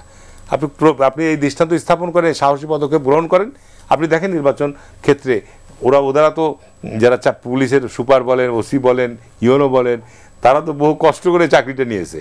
আপনি ফায়ার করে দেন একেবারে স্টেট, নির্বাচন কমিশনে এই আদেশ ঘোষণা করুক, আইন আছে। তো আমি পরিষ্কার আপনাকে বলছি যে নির্বাচন চলাকালীন সময়ে যদি তারা সঠিক দায়িত্ব পালন না করে, শুধু তাদেরকে বদলি না, তাদেরকে এক জায়গা থেকে আর এক স্টেশনে নিয়ে যাওয়া না, স্টেট তাদের বিরুদ্ধে একেবারে সরাসরি আইনের প্রয়োগ আপনাকে যেতে হবে। তাহলে তো এখানে আপনি বলবেন যে এটা বিএনপি করে, এটা জামাত করে, এটা দোষের না। আমি যদি আজকে ক্ষমতায় যাই, আমি পরিষ্কার বলছি, আমি আমার পলিসি, আমার উদ্দেশ্য, আমার লক্ষ্য বাস্তবায়ন করার জন্য আমি কার উপর ডিপেন্ড করব? আমি তো খুঁজবই যে এই লোকটা যোগ্য, এই লোকটা উপযুক্ত, সে বিএনপি হতে পারে, অন্য দলের সমর্থন হতে পারে, আমি যোগ্য লোককে খুঁজবো। তাহলে এই যে দলীয়করণের যে অভিযোগটা আসে, স্বাভাবিক কারণে দল যখন যে দল ক্ষমতায় যায়, সে কিন্তু তার কমান্ড, তার আদর্শ, তার উদ্দেশ্য, তার লক্ষ্য বাস্তবায়ন করার জন্য সে স্বাভাবিক কারণে সেই ধরনের লোক খুঁজে। তো আমাদের দেশে তো গণতান্ত্রিক ব্যবস্থা, আপনি উন্নত বিশ্বে যান, আমেরিকায় যান, আপনার ইংল্যান্ডে যান, কি হয়, যে সরকার যখন ক্ষমতায় আসে তখন সব পরিবর্তন হয়। তো সেখানে দলীয়করণের প্রশ্ন আসে না। আমার এখানে আমাদের মূল হচ্ছে যে সংবিধানকে আপনি উপেক্ষা যদি করেন, আইনের শাসন প্রয়োগ না করেন, নির্বাচন কমিশন, দুর্নীতি দমন কমিশন, সাংবিধানিক প্রতিষ্ঠানগুলো, বিচার বিভাগ যদি সঠিকভাবে কাজ না করে, তাহলে তো আমরা যতই আলোচনা করি, যতই আপনার এই সনদ তৈরি করি, যতই আপনার বলি যে আইনের উপরে দিতে হবে, কিচ্ছু লাভ হবে না। আমাদের চরিত্রগত পরিবর্তন আনতে হবে। দুর্নীতি যারা করে এটা হিজিজ হুজুজ। আপনি এখানে আমরা 5 জন বসে আছি, আমরা দুর্নীতি করতে গেলে আমাদের একটা চক্র লাগবে, ক্ষমতা লাগবে, প্রশাসন লাগবে, আর অন্যান্য যারা স্টেক হোল্ডার আছে তাদেরকে নিয়ে আপনাকে দুর্নীতি, একাও দুর্নীতি হবে না। তো এখানে আপনাকে দুর্নীতি বন্ধ করতে গেলে আপনাকে আপনার রাজনৈতিক অঙ্গীকার থাকতে হবে যে আমরা দুর্নীতি দেশে বন্ধ করব এবং এর সাথে যারা জড়িত থাকবে তাদেরকে আমরা ছাড় দেব না। শেখ হাসিনা বলেছে নির্বাচনের দুর্নীতির ব্যাপারে জিরো টলারেন্স, কিন্তু আজকে কি অবস্থা দেখা যাচ্ছে, আমরা পুলিশের আইজিপি থেকে শুরু করে, মুখ্য সচিব থেকে শুরু করে, আমরা বিচার বিভাগের বিচারপতি থেকে শুরু করে সবাই আজকে সব দোষে দুষ্ট। তো সুতরাং আমি মুখে বললাম, বাস্তবে তার বিপরীত হচ্ছে, তাহলে তো আমার বলাই হবে শুধুমাত্র। আরিফুল ইসলাম আদিব, আপনাদের সদস্য সচিব আখতার হোসেন আজকে একটা কথা বলেছেন যে বাংলাদেশের সবচেয়ে বড় সংকট হচ্ছে যে ক্ষমতা হস্তান্তরটা শান্তিপূর্ণ হয় না। এই জায়গাটি কি আপনি একটু ব্যাখ্যা দিবেন? এবং এই যে বলা হচ্ছে যে এই যে রাজনীতির সংস্কৃতিতে কতটা বদল এলো, চরিত্র বদল হলো কিনা এই যে 1 বছরেরও বেশি সময় পরে? দেখেন, খুব গুরুত্বপূর্ণ বিষয়। আমরা এটা বলেছিলাম যে আমরা ঐকমত্য কমিশনে একটা প্রস্তাবনা দিয়েছিলাম স্পষ্ট যে বাংলাদেশে আমরা প্রত্যেকবার যে সংকটটা দেখি নির্বাচনকে কেন্দ্র করে, ক্ষমতা পালাবদলকে কেন্দ্র করে, যখন যারা ক্ষমতায় থাকে তারা চিন্তা করে এমন একটা সিস্টেমের যেন নির্বাচনটা হোক, সে যেন সিউরিটি চায় যে আমি যেন আসতেই পারে, এরকম একটা চায়। আবার বিপক্ষ যারা থাকে তারা নানা ধরনের হাউকাউ করে, যখন অনেক বেশি রাস্তা দখল করে নিতে পারে রাজপথ, তখন বাধ্য করে অন্য কোনো পক্ষকে। দেখেন, এখানে একটা বিষয় জাস্ট আমি একটু হারুন ভাইয়ের বিষয়ে একটু কমেন্ট করতে চাই। কারণ উনি বলছেন যে আমাদের বিদ্যমান যে সংবিধান, সেই সংবিধান কিন্তু সাংবিধানিকভাবে স্বৈরতন্ত্র তৈরি করে না। এখানে একটু আছে, কারণ দেখেন আমাদের যে 14 সালে যে নির্বাচনটা একচেটিয়া করে ফেলো, সেখানে কিন্তু আওয়ামী লীগ স্পষ্ট বলছে সাংবিধানিক ধারাবাহিকতা রক্ষা করতে আমাকে নির্বাচন করতে হবে। তত্ত্বাবধায়ক সরকার, জাতীয় ঐক্যমত বলেন, সবগুলো দল মিলে 96 সালে একসাথে আনলো, 2/3 মেজরিটি দ্বারা এটা করলো এবং সেটাকে বাতিল করলো। আমরা কিন্তু বলছি যে আমাদের যে রাজনৈতিক এখন যে একটা সংকটে আছি, এইখানে আমরা বলছি যে আমাদের যে সংবিধানটা আছে, আমাদের যেখানে শাসনতন্ত্রের যে কাঠামোটা আছে, এইটা একটা উপাদান স্বৈরতন্ত্র তৈরি করার, মানে এইটাই যে একমাত্র উপাদান বিষয়টা সেরকমও না, কিন্তু এইটাও একটা অন্যতম গুরুত্বপূর্ণ উপাদান। কারণ আপনাকে এই সংবিধানের মধ্যেই আপনার স্বৈরতন্ত্রের জায়গাটা আছে। আপনি দেখেন এই যে বিএনপি গণতান্ত্রিক আন্দোলন করলো বা প্রত্যেকটা দল, তারা প্রত্যেকটা রাজনৈতিক দলের হচ্ছে সভা সমাবেশ করার অধিকার আছে, কিন্তু এখানে একটা ব্র্যাকেটে শব্দ থাকে জননিরাপত্তায় যদি বিঘ্ন না হয়। এই শব্দটা দ্বারা কিন্তু আপনার সভা সমাবেশ আপনার হচ্ছে আপনাকে বলে যে তুমি সমাবেশ করো, তুমি তো হচ্ছে পুলিশ হত্যা করবা, তুমি তো ওই পাবলিক জনগণের জানমালের নিরাপত্তার জন্য কি এই যে ধরেন শব্দগুচ্ছ দ্বারা হচ্ছে কি করছে, তার অধিকারটাকে খর্ব করে দিচ্ছে। এটা একটা আমাদের সংবিধানের একটা গুরুত্বপূর্ণ সংশোধন। আরেকটা সবচেয়ে গুরুত্বপূর্ণ বিষয়, স্বাধীনতার পর আপনি যতগুলো সংবিধান সংশোধন দেখবেন, প্রত্যেকটা সংবিধান সংশোধন হচ্ছে দলের যে আদর্শ, সে আদর্শকে রাষ্ট্রীয় আদর্শের হিসেবে চাপিয়ে দেওয়া। এখন দেখেন জনগণ আপনাকে ভোট দিচ্ছে বিদ্যমান সংবিধান অনুযায়ী আইন প্রণয়ন করেন, কিন্তু আপনি কি করেন, আইন প্রণয়নের যে স্ট্যান্ডার্ড সেটাকে আপনি পরিবর্তন করে দিচ্ছেন। সেই কারণে আমরা এবার একটা সবচেয়ে গুরুত্বপূর্ণ প্রস্তাব আনছি, যেইটা হচ্ছে একেবারে বেসিক একটা সংস্কার, যেটা না হলে কোনোভাবে নয়।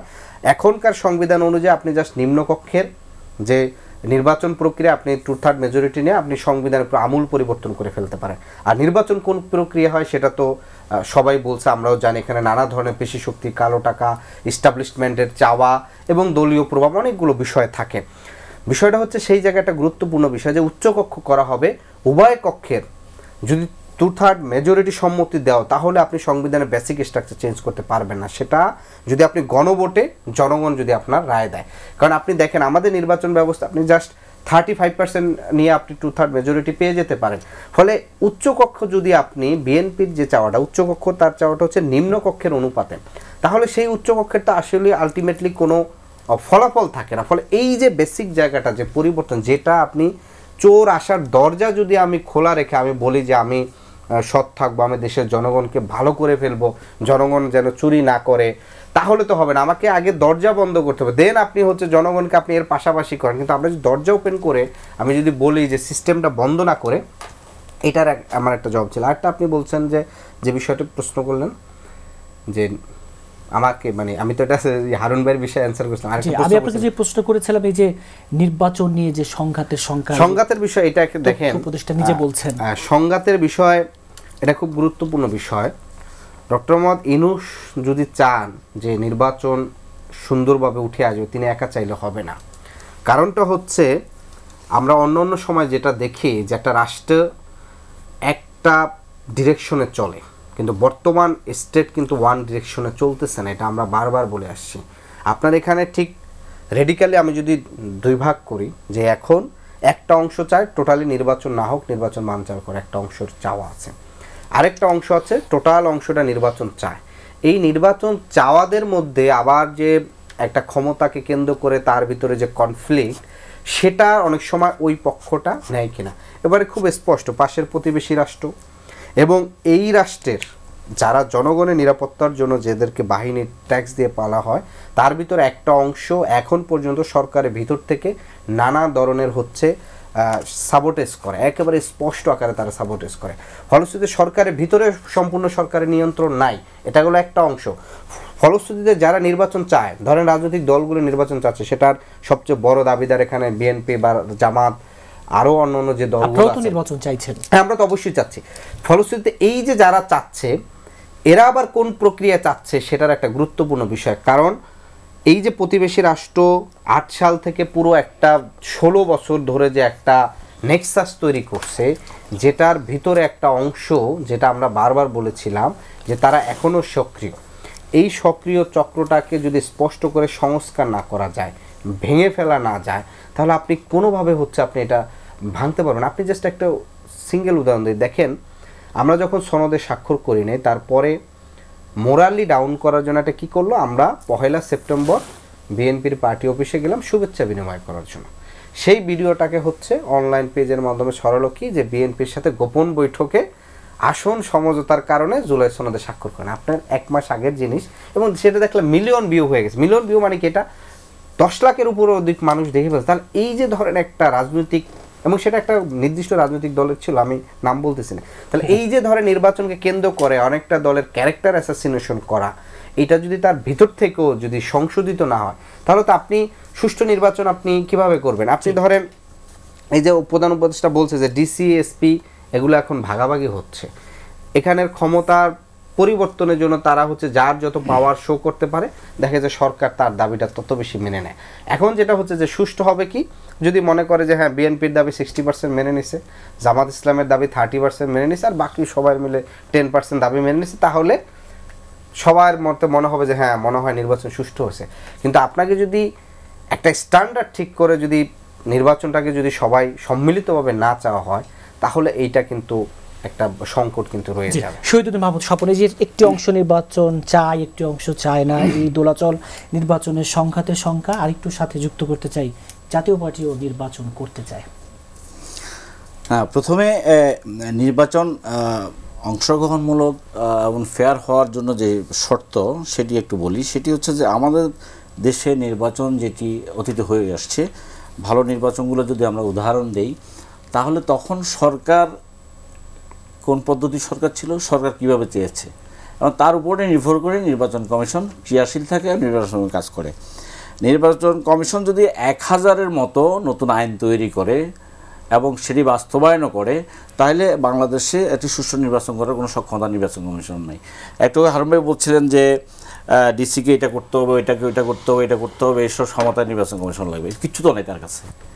নির্বাচন কমিশনের কাছে কোনো ক্ষমতাই নেই। নির্বাচনকালীন সময় ওনাকে ট্রান্সফার করা যাবে না, এই করা যাবে না, সেই করা যাবে না, এই জাতীয় কিছু বিষয় আছে। কিন্তু প্রত্যেকটি আলাদা আলাদা বিভাগ, প্রশাসন, পুলিশ মানে ডিসি, এসপি এবং ওসি, এই 3 জনে মিলেই বাংলাদেশের প্রত্যেকটা নির্বাচনী এলাকায় নির্বাচনটা হয়। এই 3 জনের বিরুদ্ধে নির্বাচন কমিশন কী ব্যবস্থা নিতে পারে? তাদের বিরুদ্ধে লিখতে পারে প্রশাসন, জনপ্রশাসন। এবং আপনার ইতিহাসে আপনার অভিজ্ঞতা আছে কি না যে কোনো জেলা প্রশাসক বা রিটার্নিং অফিসারের বিরুদ্ধে এই ব্যবস্থা নেওয়ার কারণে ওই ডিপার্টমেন্ট এই ব্যবস্থাটা নিয়েছে? আপনি নিকট যদি খেয়াল থাকবে, উত্তরবঙ্গে একটা নির্বাচনে 345 জনের বিরুদ্ধে অভিযোগ আসছে, যে নির্বাচনটা বাতিল হলো পুরা গাইবান্ধা বোধ না, সেখানে 345 কতজন কি বলে প্রিসাইডিং অফিসার সহায়দের বিরুদ্ধে অভিযোগ আসলো। নির্বাচন কমিশন ওই কর্তৃপক্ষগুলোকে লিখলো যে তাদের বিরুদ্ধে ব্যবস্থা নেওয়া হোক, কোনো ব্যবস্থা নেওয়া হয়নি, কারণ তার নেওয়ার কোনো ক্ষমতা নাই। প্রিসাইডিং অফিসার থেকে শুরু করি প্রত্যেকটি জায়গায়, প্রত্যেক স্তরে নির্বাচন কমিশনের ওই সক্ষমতা নেই তার নিজস্ব লোক প্রদায়ন করার। অর্থাৎ সরকার চায় কি এটা হচ্ছে মূল, তার প্রদায়ন করবার কোনো ক্ষমতা নাই এবং তার বিরুদ্ধে ব্যবস্থা নেওয়ার করে সরকার কিভাবে চায়, সরকার কিভাবে চায় তার উপর নির্ভর করবে। সেই জায়গায় তো এনসিপি বারবার অভিযোগ করছে সরকারের একটি অংশই আবার আসলে কি চায় না, সরকারের অংশ বলে না, সরকারের ভিতরে চক্র আছে, এটি তো নানা পার্সেপশন আছে। এই নির্বাচনটা যেমন প্রফেসর ইউনূস সরকার বলছেন কি ইতিহাসের সবচেয়ে সেরা নির্বাচন হবে, কিন্তু প্র্যাকটিক্যালি আমরা যদি মাঠের দিকে তাকাই, রাজনৈতিক অংশীজনদের কথা বলছি না শুধু, আইন কি বলে আইন শৃঙ্খলার অবস্থা যেটি দাঁড়িয়েছে, মব ভায়োলেন্সের যে জায়গা দাঁড়িয়েছে, যে কোনো রকমের কোনো সুষ্ঠু একটি পথ চলারও অবস্থা যথাযথভাবে নেই, সেখানে একটা ঐতিহাসিক সুষ্ঠু নির্বাচন কীভাবে হবে আমি এটা বুঝি না। এবং একই সাথে আমার প্রধান নির্বাচন কমিশনার বলছেন যে একটি ঐতিহাসিক নির্বাচন উনি উপহার দিবেন। উনি কোন ক্ষমতায় কিসের বলে এই কথা বলেন আমি এটা বুঝি না। সুতরাং একটি নির্বাচনকে সুষ্ঠু করবার জন্য যে জায়গাগুলোকে যথাযথভাবে অ্যাক্টিভেটেড করবার দরকার, সেগুলো এখন পর্যন্ত অ্যাক্টিভেট জাতীয় নির্বাচনে অংশ নিতে চায় ছোট করে। আমরা কোনো রাজনৈতিক দলের, প্রথমত আমার দলের অবস্থান আমরা ব্যাখ্যা করি, সেটি হচ্ছে আমরা নিষিদ্ধ করার মধ্য দিয়ে অথবা তাদেরকে সাসপেন্ড করার মধ্য দিয়ে আমি মনে করি না কোনো রাজনৈতিক দলকে প্রতিহত করা যায় বা প্রতিবন্ধকতা তৈরি করা যায়। আপনার এটি মতাদর্শগত সংগ্রামের মধ্যে আপনার উন্নত চিন্তার প্রতিফলন ঘটিয়ে ওই শক্তিকে আমার মোকাবেলা করবেন। সেক্ষেত্রে জাতীয় পার্টি তো এখনও নিবন্ধিত রাজনৈতিক দল এবং সেটি নির্বাচন করবে। শহীদ ফ্যাসিবাদের দোসর অনেক রাজনৈতিক দলে আছে, এখন তারা বাতিল হয় নাই বা তাদের কার্যক্রমের উপর নিষেধাজ্ঞা আরোপ করা হয়নি। তো তাদের নির্বাচন করার ক্ষেত্রে জনগণ কিভাবে নেবে সেটি হলো প্রধান বিষয়। জনগণ এটিকে এই গণ অভ্যুত্থান পরবর্তী সময় আজকে রাজনৈতিক ব্যবস্থাপনায় যে অবস্থা বিরাজ করছে, জনগণ যথাযথভাবে নেবে কিনা, পজিটিভভাবে নেবে না, সেটি একটি বিষয়। আরেকটি বিষয় হচ্ছে যে গণ অভ্যুত্থানের শক্তি বলে আমরা তাদেরকে বলি, যারা অংশীজন দাবি করি, তাদের ভিতরে বিভাজনের জায়গাটা মাত্রাটা কত বাড়াবে। আরও কত পরস্পরকে আমরা বুলিং করব, তার উপর নির্ভর করে তাদের ফিরে আসা জায়গাটা কত সহজ হবে। জি, রাজুকুজ্জামান রতন, এই যে ফেব্রুয়ারিতে ইতিহাসের শ্রেষ্ঠ নির্বাচন, আপনি বিশ্বাস করেন কিনা? এই যে ঐতিহাসিক নির্বাচন, এটা তো আমাদের দরকার নাই, আমাদের একটা স্বাভাবিক নির্বাচন দরকার। ঐতিহাসিক কথা বললে দুই ধরনের সমস্যাই থাকে, একটা খুব ভালো হতে পারে, অথবা এত পচা নির্বাচন হলো যে এটাও ইতিহাসে লেখা থাকলো, এরকম হতে পারে। তার ফলে আমাদের ঐতিহাসিক হওয়ার দরকার নাই, প্রাগৈতিহাসিক দৃষ্টান্তও খোঁজার দরকার নাই। আমরা বরং একটা স্বাভাবিক নির্বাচন যেন হয়, একটা সুষ্ঠু এবং অবাধ গ্রহণযোগ্য নির্বাচন হয়। এই সরকার নির্দিষ্ট কোনো দলের সরকার নন, অভ্যুত্থান পরবর্তী সরকার। ফলে এই সরকার অন্তত তার নির্বাচনে ক্ষমতায় থাকা বা কাউকে ক্ষমতায় আনা অথবা পছন্দের দলকে ক্ষমতায় রেখে অপছন্দের দলকে ঠেলে রাখা, দূরে সরিয়ে রাখা, এই কাজগুলো নিশ্চয়ই করবেন না। এই কাজ যদি না করেন তাহলে কিন্তু অনেক কিছুই করা সম্ভব। কিন্তু বড় রাজনৈতিক দলগুলোতে অভিযোগ করছে যে এই সরকারের কয়েকজন উপদেষ্টা অমুক দলের তমুক দলের হয়ে, সেটা তো আছে, দৃশ্যমান। যা দৃশ্যমান তাকে বললে অসুবিধা কি? কিন্তু খেয়াল করতে হবে যে তারা চেয়ারে থেকে তাদের ভূমিকাটা কিভাবে পালন করছেন। আমরা তো অনেক সময় চেয়ার তো নিরপেক্ষ থাকা উচিত। কোনো বিচারপতি তিনি কি কোনো রাজনৈতিক মতাদর্শকে ধারণ করতে পারেন না, কিন্তু যখন তিনি চেয়ারে বসবেন তিনি তার আইন অনুযায়ী কাজ করবেন। একজন বিচারপতির ক্ষেত্রে যেমন এটা প্রযোজ্য, নির্বাচন কমিশনের ক্ষেত্রেও এটা প্রযোজ্য, এটা চেয়ারে নিয়ে থাকবেন বিশ্ববিদ্যালয়ের ভাইস চ্যান্সেলরের ক্ষেত্রেও এটা প্রযোজ্য। মানে যখনই আপনি চেয়ার হোল্ড করবেন তখন একটা রেসপন্সিবিলিটি আপনার তৈরি হয়ে যায়, এবং তার সঙ্গে সঙ্গে একটা ডিগনিটিও থাকে যে আমি কি এমন কোনো কাজ করতে পারি যা নিয়ে অনেক দিন পর্যন্ত আমাকে কথা শুনতে হবে। আমি তো সেটা পারি না, একটা মর্যাদা সম্পন্ন মানুষ সেটা পারে না। আমরা মনে করি যে চেয়ারের একটা রেসপন্সিবিলিটি থাকা উচিত, চেয়ারের একটা ডিগনিটি থাকা উচিত। আর একটা বিষয় একটু বলে আমরা মনে হয় আমার আলোচনাটা শেষ করা উচিত, সেটা হলো যে সাংবিধানিক ধারাবাহিকতার নামে কখনো কিন্তু স্বৈরশাসন আসে না, বরঞ্চ সাংবিধানিক ধারাবাহিকতাকে ব্যাহত করলেই স্বৈরশাসন আসে। যেমন ধরুন এখন আমরা কি সাংবিধানিক ধারাবাহিকতার কথা বলছি না? বলছি তো। তাহলে বলছি বলেই তো অভ্যুত্থান পরবর্তী সময়টাকে আমরা আইনি বৈধতা দিতে চাই। বাংলাদেশের ইতিহাসের কোনো একটা সময় তো বলা যাবে না এই সময়টাতে বাংলাদেশের কোনো সংবিধান ছিল না, এই সময়টা একটা ললেসনেস ছিল, এই সময় একটা, যেমন আমার জীবন থেকে আমি কোনো একটা অংশকে বাদ দিতে পারি না। আমি ওখান থেকে শিক্ষা নিতে পারি যে আমার জীবনের আমার 35 বছর বয়স থেকে 40 বছর বয়স পর্যন্ত এই সময়টাতে আমি খুব ভালো কোনো কাজ করি নাই, তাহলে এটা একটা জীবনের শিক্ষা। কিন্তু আমি তো বলতে পারবো না যে আমার 35-এর পর থেকে ইতিহাস বন্ধ, আমার পরবর্তী ইতিহাস আবার শুরু হয়েছে 40 থেকে। তা আমি তো এটা পারি না। এটা একটা কন্টিনিউটি, যদি বলি ইতিহাসের কন্টিনিউটি অফ হিস্ট্রি, তাহলে একটা কন্টিনিউটি অফ কনস্টিটিউশন, এবং আমরা বলি কন্টিনিউটি অফ সোশ্যাল প্রসেসেস, এগুলোকে কোনোটাকেই কিন্তু আমরা বাদ দিতে পারি না। আমাদের খেয়াল করতে হবে যে জায়গাটায় যে জিনিসটা হয়েছিল সেটাকে যেন আমরা বারবার মনে রাখি। এই সময়টা স্বৈর শাসন ছিল, এই সময়টা একটা ফ্যাসিবাদী শাসন ছিল, এই সময়টাতে একটা ডেমোক্রেটিক শাসন ছিল। এগুলো আমাদের যেন ইতিহাসের শিক্ষা হিসেবে থাকে, যাতে আমরা ইতিহাস থেকে শিক্ষা নিয়ে ভবিষ্যতের পথে চলতে পারি। ফলে আর একটা বিষয় খেয়াল করতে হবে যে আমরা নির্বাচনকে গণতান্ত্রিক ব্যবস্থার অঙ্গ মনে করি। নির্বাচনই কিন্তু গণতন্ত্র না। ফলে তার আগে গণতান্ত্রিক সংস্কৃতিটাও খুব দরকার। এই গণতান্ত্রিক সংস্কৃতির চর্চা না করে শুধু নির্বাচন দিয়ে গণতন্ত্র আসবে না। জি, হারুন রশিদ, আমরা জানি যে নির্বাচনে মনোনয়ন প্রত্যাশীদের মানে মতবিনিময় চলছে বিএনপির ভারপ্রাপ্ত চেয়ারম্যান তারেক রহমানের সাথে। আজকেও তিনি একটি কথা বলেছেন যে ঐক্যবদ্ধ, অর্থাৎ প্রার্থীদের এক থাকার বিষয়টি উনি বারবার কেন জোর দিচ্ছেন? তার মানে কি এই যে অনেক বেশি মনোনয়ন প্রত্যাশী, সেইখানে কোনো বিরোধের জায়গা, এবং উনি বারবারই বলছেন আগামী নির্বাচনটা খুব চ্যালেঞ্জিং হবে। এই দুটো দিকে ছোট্ট করে আমি বলবো, ছোট্ট করে তার আগে কয়েকটা বিষয় বলতে চাই। যে সংবিধান প্রশ্নে আদিব যে কথাটা বলেছে, যে অবশ্যই আমাদের যে সংবিধান প্রণয়ন হয়েছে, যারা বিশেষজ্ঞ বা সমস্ত চিন্তা ভাবনা করে, সংবিধানের মধ্যে জননিরাপত্তার কথা বলা হয়েছে। অবশ্যই আপনি এটা সভা সমাবেশ করবেন, সেখানে জননিরাপত্তার বিষয়টি খুবই গুরুত্বপূর্ণ। বিগত সময়ে এখানে ব্যক্তির উপর নির্ভর করে আপনার মাইন্ড সেট আপটা কী। এখন আপনি একটা সমাবেশ করবেন, সেখানে আমার নির্বাচনী এলাকাতেই আমি সমাবেশের তারিখ ঘোষণা করি, দেখা গেল যুবলীগ, ছাত্রলীগ, স্বেচ্ছাসেবক লীগ, ওখানে আমাদের কোনো কর্মসূচি নাই, ঘোষণা করে দিল, তখন স্বাভাবিক কারণে ওখানে প্রশাসনকে 144 দিতে হয়েছে, বা আমার জায়গা আমাকে সমাবেশ করতে দেয়নি। এইগুলো বিষয় তো আছে। আর যে বিষয়গুলো বলছেন, যে আরেকটা বিষয় বলছি, এটা ভেরি ইম্পর্টেন্ট। আমরা রাজনৈতিক দল, আমি যদি পার্লামেন্টে 2/3 মেজরিটি পাই, অবশ্যই আমি আমার লক্ষ্য উদ্দেশ্য আমি সংবিধানের মধ্যে সংযোজন করবই, যেটা অতীতে সবসময় হয়েছে। সমাজতন্ত্র ছিল, গণতন্ত্র ছিল, আপনার ধর্মনিরপেক্ষতা ছিল। পরবর্তীতে জিয়া রহমান এসে সেখানে বিসমিল্লাহির রহমানের সংযোজন করেছে, আল্লাহর সার্বভৌমত্ব স্থাপন করেছে টু-থার্ড মেজরিটির ভিত্তিতে। এটা অতীত ভবিষ্যতেও হবে। দ্বিতীয়ত হচ্ছে যে আপনি যেটা এখন যেটা আমাকে প্রশ্ন করলেন যে যেহেতু নির্বাচন আমাদের সামনেই এবং আমাদের প্রার্থী যাচাই বাছাই চূড়ান্ত পর্যায়ে রয়েছে, যে কারণে আমাদের অ্যাক্টিং চেয়ারম্যান বলা যায় উনি এখন পার্টির প্রধানের দায়িত্ব পালন করছেন, সারা দেশের সর্ববিভাগরই যারা মনোনয়ন প্রত্যাশীদেরকে ডেকে একটা মেসেজ দিয়েছে যে এইখানে যাকেই মনোনয়ন দেওয়া হোক না কেন আপনারা সবাই মিলে ঐক্যবদ্ধভাবে কাজ করবেন। এটা হলো স্পষ্ট না মেসেজ। আজকে স্টুডিওতে সময় দেওয়ার জন্য ধন্যবাদ। দর্শক, পাবলিক পার্লামেন্ট আজ এ পর্যন্তই। আগামীকাল আবারও দেখা হবে। সে পর্যন্ত ভালো থাকুন, সুস্থ থাকুন।